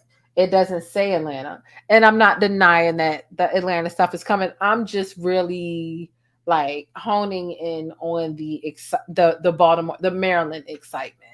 So that's what it is. There's one coming to College Park. Okay. And I would be down for some chicken wings from Chick-fil-A. Like, people expecting regular Chick-fil-A sandwiches to be seasoned as if they're advertised with seasoning. Like, if regular Chick-fil-A sandwiches had seasoning on it, you know how many non-black people would like not order it? They was like, oh my God, y'all got spicy chicken sandwiches. And really, it was just like a seasoned sandwich. But yeah, the Chick-fil-A menu, the wings, I'm here for it. Okay. Like, somebody said it's making them cringe. Not light bitches, not my mother, my channel member cringing over the guess what? You go ahead and get your free Chick-fil-A wings. I eat them for you. Child. They said I sound like a representative. Look, that's when I'm gonna stop talking. That's all I'm gonna say. That's where I'm gonna stop talking about it. But nonetheless, look, the Chick-fil-A stuff, it's a thing.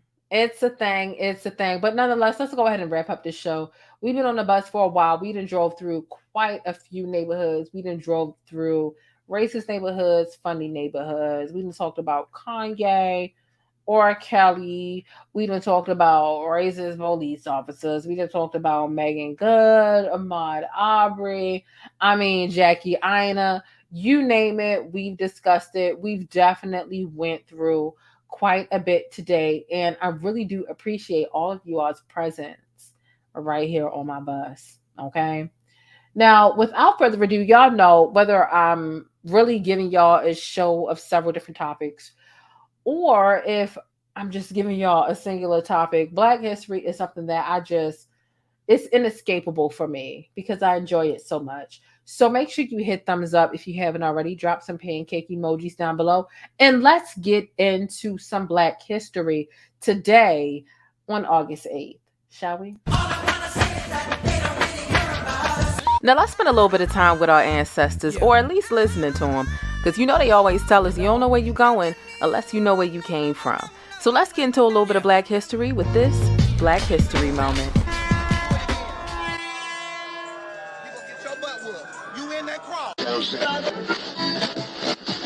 They got me in the system. Why they gotta do me like that? I know I can be what I wanna be what I wanna be. We've got love for y'all, which I don't love. Just about the feeling.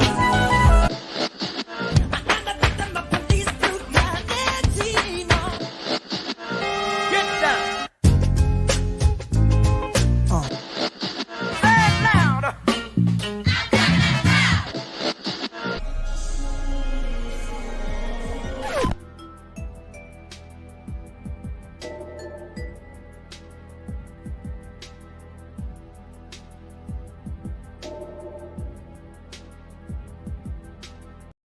All right. And we are back. Shout out to the Black History moment. So let's get into it without further ado, right? So here's a piece of Black history for you. Now, on this day, August 8th, 1963, matter of fact, let me show you a little something, something. I tweeted a little bit about this earlier today, okay? Right? The piece of Black history that you may not have known about today, August 8th, 1963, we talk about Andrew Johnson. We talk about Tennessee military governor, right, who freed enslaved people, some of which were his illegitimate children and his own personal slaves. So he later went on to become the 17th president of the United States.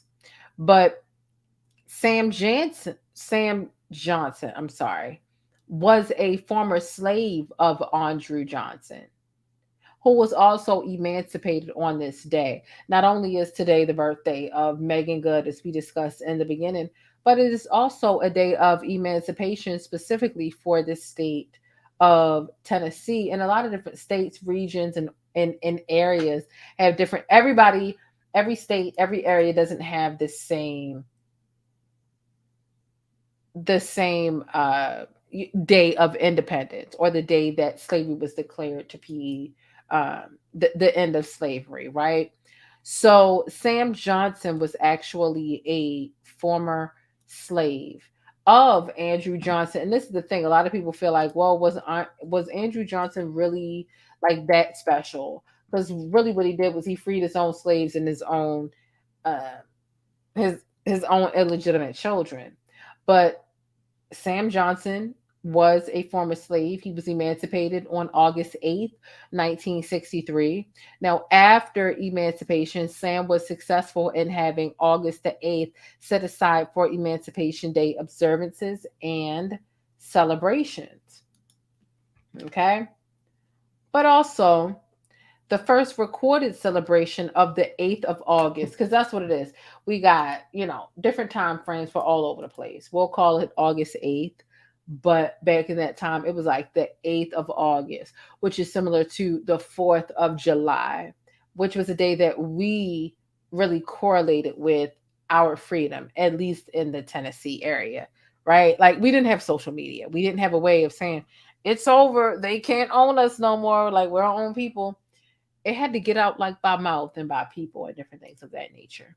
So the first recorded celebration of the 8th of August as Emancipation Day, it was in Greenville, Tennessee, and this was 1871. I want to scroll up and let you all see this picture and this image, right? Like this image, it's heavy, it's loaded with all of these just just outdated images of our oppression.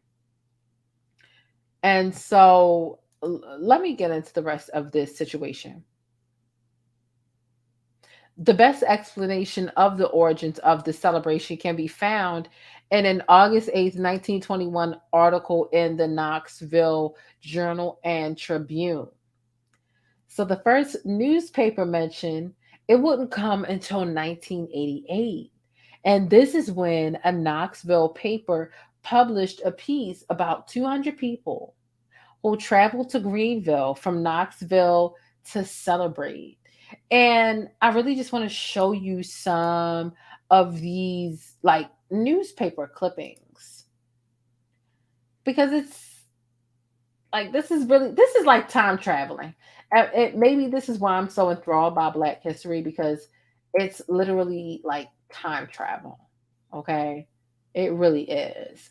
You know, the 8th of August was a pivotal point in American history. It was.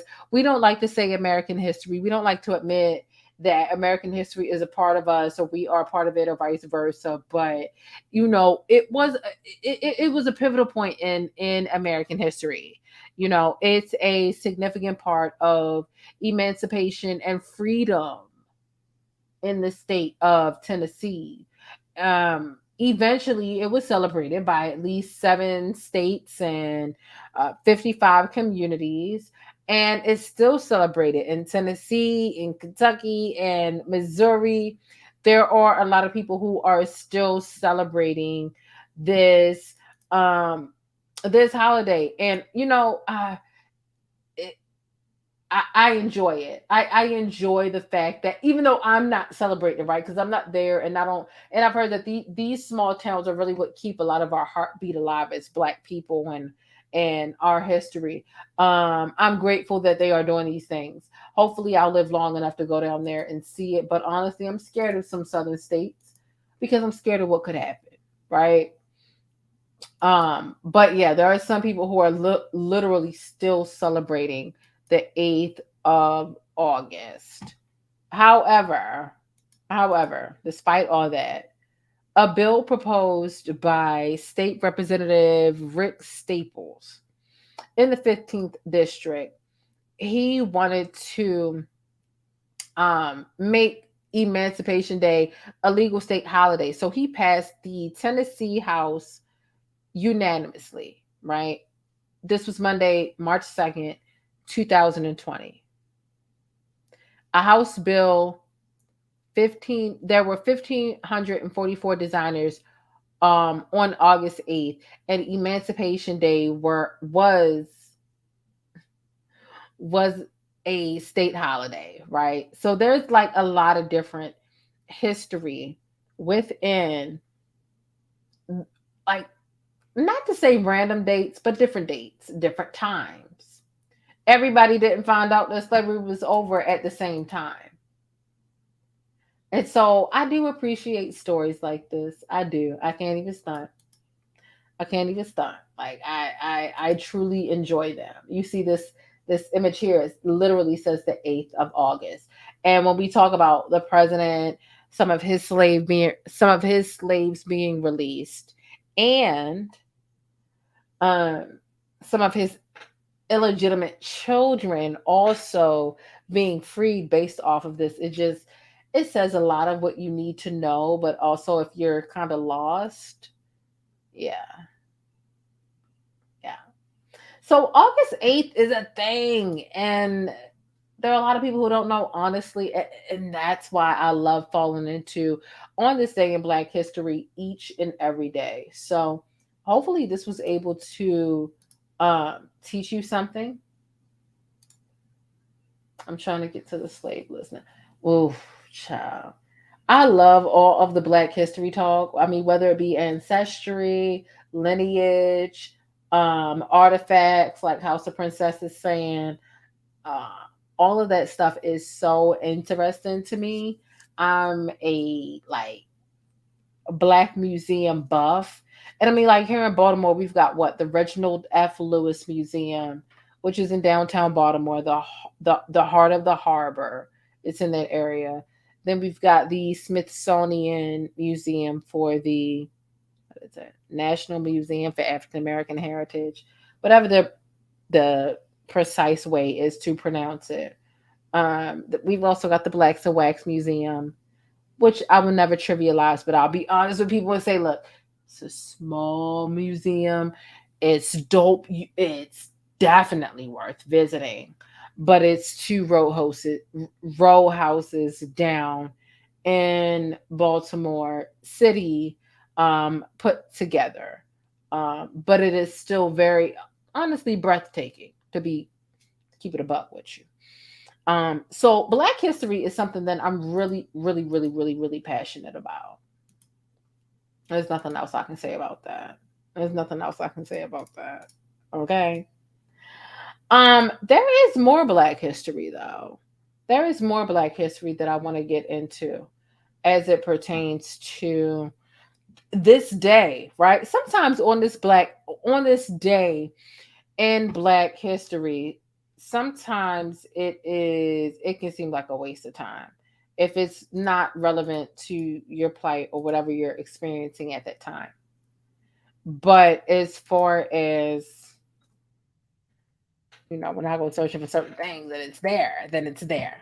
So today, which is August 8th, right? It's more than just a day of freedom for a certain group of Black folk.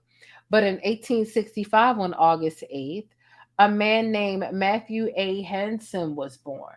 Now, he was the first person to reach the geographic North Pole, and the year was actually 1999. Let me show you some pictures of this man. You see the pictures of this man? Long story short, this man discovered the North Pole. Okay? Matthew Henson was the first person to reach the geographic North Pole in 1909. And here's another fact for you.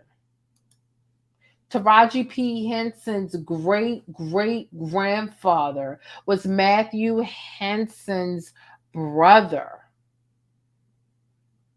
Okay? So when we try to understand or just try to level with Taraji P. Henson and her mentality, the way that she thinks, the way that she talks, what she's going to accept, what she's not going to accept, we got to keep this in mind. And I didn't know this. I was literally today years old when I learned that Taraji P. Henson's great-great-grandfather was Matthew Henson's brother. Okay? Like, it's a lot. So he documented his story in his memoir, and his memoir was called A Negro Explorer at the North Pole. This actually looks like an image from the Black Smithsonian in DC. And I've been there twice, but this looks like that area. Of course, I've been to the Blacks and Wax Museum 88,000 times. I mean, hello. But we talking about like the Smithsonian. This looks like that area. This looks like that place. Okay. So, this is Black history. This is Black. I mean, just like had no clue that Taraji had anything to do with anything. Like, no clue at all. But, if we're not constantly reminding ourselves, reminding our children, reminding the rest of our own people that we are capable of extraordinary things, then we'll be tricked into thinking that we're just mediocre as people. We'll be tricked into thinking that the way that the Shade Room and every other Black publication, the way that they portray us, that is our reality. I mean,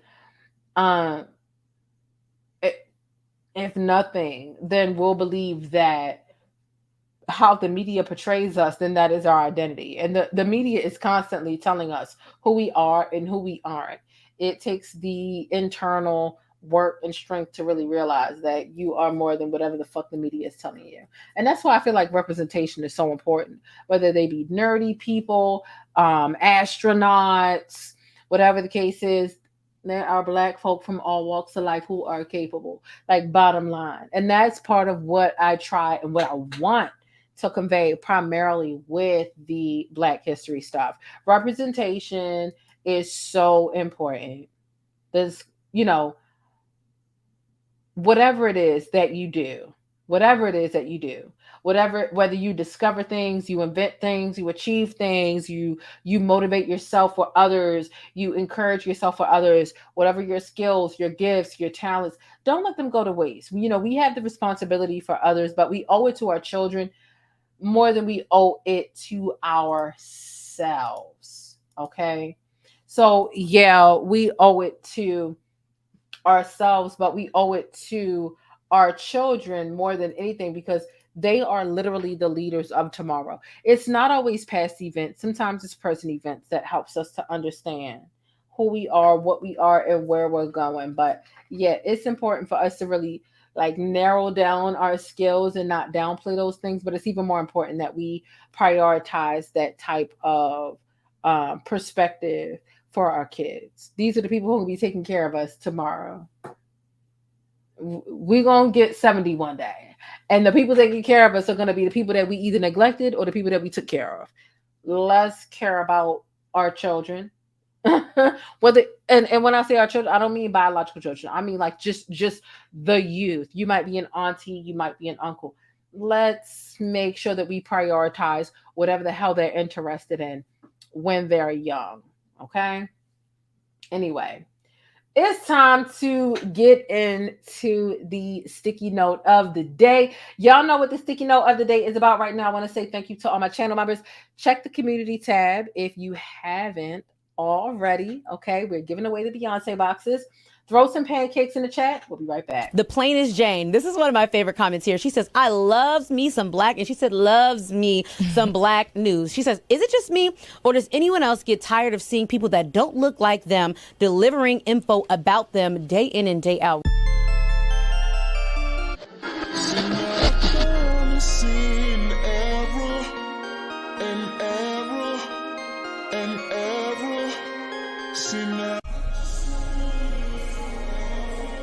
So wait a minute, you ain't joined the channel yet so that you can access special perks over here with the plainest Jane? Rolex on your wrist, a plain Jane. Ooh, watch this. Hey, I'm the plainest Jane. I'm a cultural commentator and informant, and I provide sticky coverage on trending stories, black news, black culture, and everyday topics with a sticky, abstract perspective. So get familiar with the perks. I've carefully curated all of these things, and it's just a little exclusive glaze to amplify the way that you express yourself. So get comfortable, get used to our official emoji over here. That is the pancake stack, because it's always sticky in Hollywood and in real life, and especially when you spend the time over here with the plainest Jane. Like I said, I hope you enjoy the exclusive glaze that I've provided for you to amplify the way you express yourself, and I hope you enjoy the digital vibe. Hey, listen, I always want you to keep it sticky, but be sure to think critically and independently, regardless of what you hear from me or anybody else. But most importantly, I hope that you're feeling all right, and hopefully you've had some time to tackle some of your invisible problems. I know I got a couple of new subscribers, and I just want to say thank y'all. I really do appreciate you. And if you're not quite feeling all right, this channel right here, once you join, it's going to help you kick back and decompress always, but it'll also keep you in the know with what's happening with the best black news, celebrity entertainment, and a splash of controversy. So again, get comfortable. The first drink is on me, all right? Act like you got some sense, and I'll see you around. But don't forget to keep it sticky 24/7 by following me on Instagram, but hit that notification bell so that you always know when I upload and you get your dose of syrup first. Now, with all that stickiness being said, the most important thing I want you to remember about this neck of the woods and the plainest Jane is Black Lives Matter. And if you don't agree, Buy pumpkin, buy pumpkin. That would take you out. I don't play that shit. Now you gotta go for real. It's just that simple. Hey, look, whether you join or not, I do want you to stay beautiful, black, and blessed. And just know I appreciate your support. I'm your girl, the plainest Jane. And let's see what's happening in these virtual streets. You ready? All right now. This could be a crazy ride. I'm warning you now.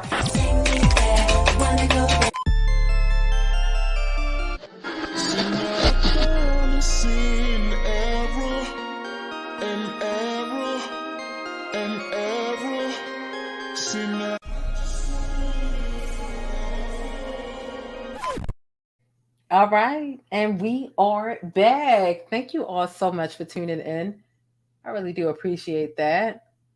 And it seems like the cat appreciates it too. Okay. But we trying to get him out of here. Leo, what do you want? You want one more treat? Oh. He said, why would you say that word? All right. I'm really only giving you this to get you... I'm only giving you this to get you out of here.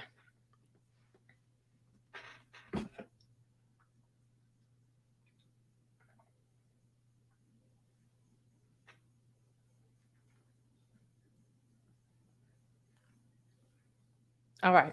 That's it. All right. Come on. Get down. Get down. All right. Get down. Come on. Come on. You, please. Thank you. Come on, please. That's it. Now, when we go downstairs and I'm eating my pizza right in front of your face, please don't look at me crazy. Please don't. And it's just not going to cut it because I'm going to remind you what you did up here.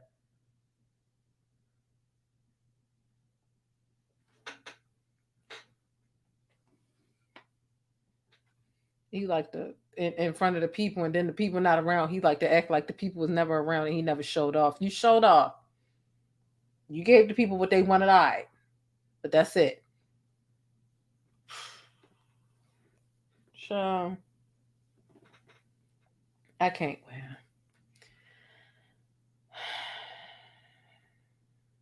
win. Look, y'all, be sure to tag me in your favorite trending topics on Instagram and on Twitter. Let's get into today's sticky note, okay? And then we're going to get out of here.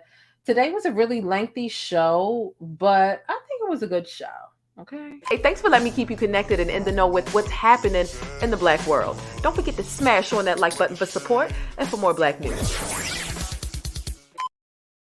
All right. So when we get into today's sticky note, y'all know the sticky notes are motivational quotes that I craft myself on my own, no little special positive Instagram post pages to associate with my sticky notes. This is what I'm saying, right?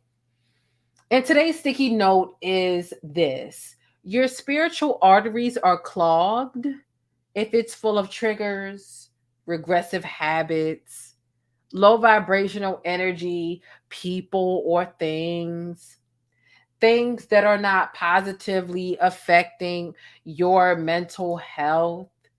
You know, ultimately, everybody cannot come with you on your journey to greatness.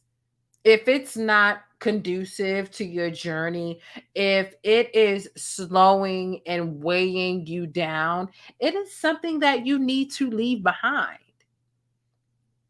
When I ask you, what things, what habits, and what people do you need to release in order to focus and move forward? When I ask you what people, what things, what habits you need to release in order to move forward, and things automatically start coming to your mind, you already know that these are the things that I'm talking about.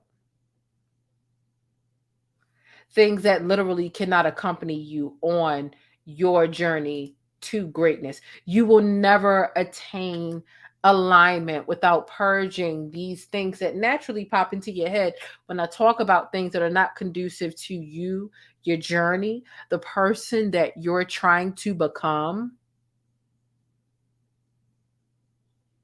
If there are things that you're trying to hold on to that literally don't lend to that, they don't feed to that. As a matter of fact, they work in the opposite direction.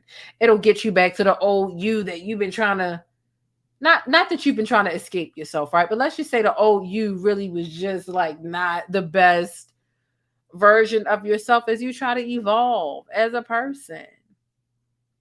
If somebody's getting you back to the old you and it's regressive,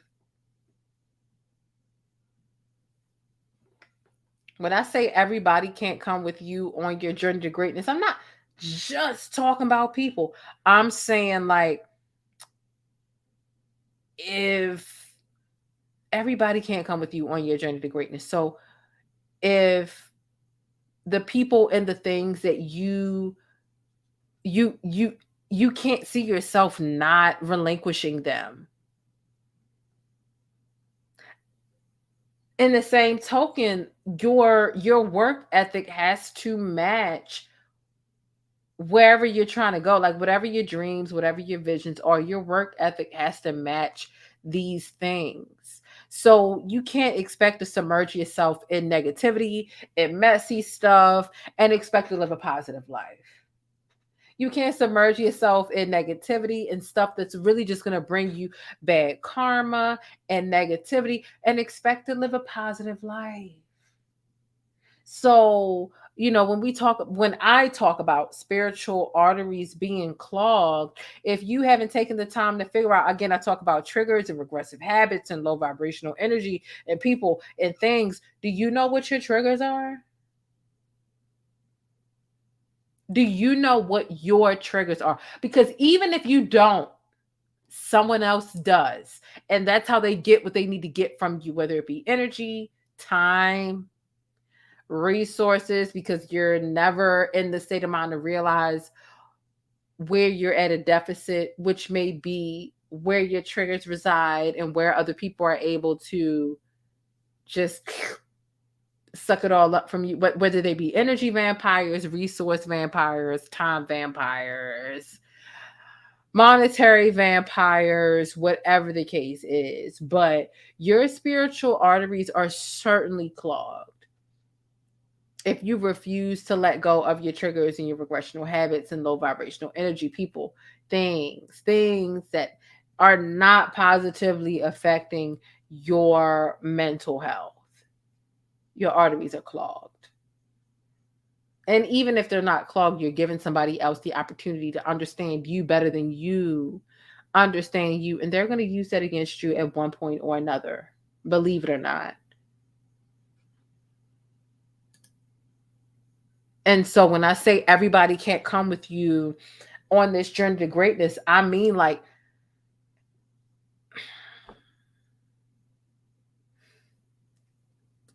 some people you just want to be nice to forever, like forever. But you'll realize that those people and the sacrifices you make trying to take those people with you, it's a burden. It's a burden. And it'll take away from how you need to focus on whatever level of evolution you are at. So it's a lot, and this could even be in the form of female friends. Like let's say you're a woman and you're watching, like, your girlfriend, and not that she's your girlfriend in that matter, but like your girlfriend could really just not be serving the best purposes. So everybody can't come with you. And sometimes you'll have to cut people off. Is it uncomfortable? Does it seem or sound mean? Yeah. But you can go through a certain phase with your skin and your face and your body and feel like, oh, I like this. It's still got to shed. You've got to shed skin. There are different phases. And, sometimes shedding people, things, habits, it is a certain skin that you need to shed that you don't realize. A lot of us don't realize that we're shedding skin every day. You might think that when you look good for like a month or two, it's like, dang, I really, not realizing you've lost a lot of dead skin, because your bright skin wouldn't be shining unless your dead skin was falling off. Because if all of the dead skin was still there, then you'd be looking dull as hell. So when I say everybody can't come with you on your journey to greatness, I mean that. I mean everyone. I mean everything. You might be a physical hoarder. You might be a spiritual hoarder. But everybody cannot come with you on your level and on your journey to greatness. And I had to learn that the hard way. And even as I give y'all, even as I give us this sticky note, I'm reiterating things to make sure that I don't ever go back to places and things and people that literally did not serve me. They did not serve me, but I wanted to fix something. I wanted to be a positive fill in the blank here. So I was willing to deal with broken people and broken things because I knew I wanted to fix something. You know what I mean? But anyway, that's a whole nother thing. That's a whole nother conversation in and of itself. Look, long story short, your spiritual arteries are clogged if it's full of triggers. If you don't realize and master your triggers and how to navigate those things, regressive habits and low vibrational energy, low vibrational people, low vibrational things, and things that are not positively affecting your mental health, you will not ever attain alignment. You won't ever be able to recalibrate and to reset yourself, to literally control, alt, delete in a way that's conducive to you. Because everybody's got to control, alt, delete, and it's a matter of whether you're going to do it yourself or whether you're going to make the universe do it for you.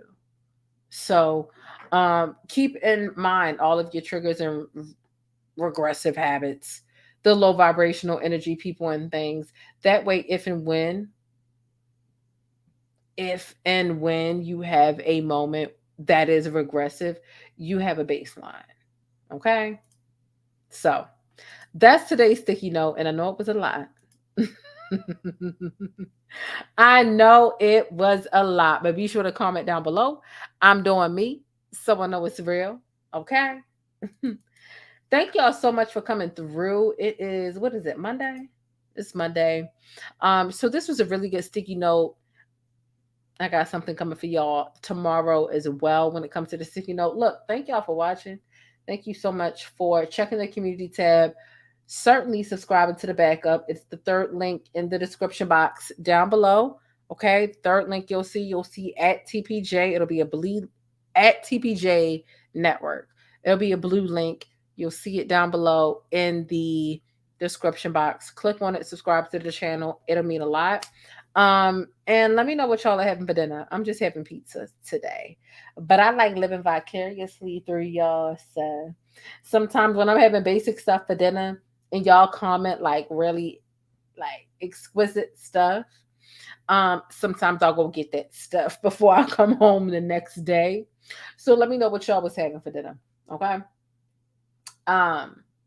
Don't forget to subscribe and do something to relax and decompress today, right? Thumbs up, thumbs down. Either way, I appreciate it. Make sure you hit the notification bell so that you don't miss out on any of this Black news or celebrity updates. Y'all know things are always trending in Hollywood and in real life. But also, look, drop some pancake emojis. I'm so tired and I'm hungry and I smell the food downstairs. I'm tired, I'm hungry, and I smell the food downstairs. Hold up. The Discord says something. Oh my goodness. All right, y'all. Make sure you subscribe, thumbs up or down. Either way, I appreciate it. Be sure to hit the notification bell so that you don't miss out on any of this celebrity or trended syrup. And of course, drop some of the pancake emojis down below. And y'all stay beautiful, black, and blessed. Until the next video. I'll catch y'all.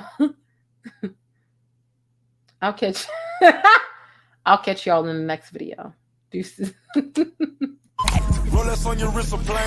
But that's it. If you want to catch more of my commentary on Black culture or vital and trending information, be sure to subscribe by hitting that little circle in the middle of the screen, or I'll catch you in one of these rectangles to the right in another video. I'll see you there.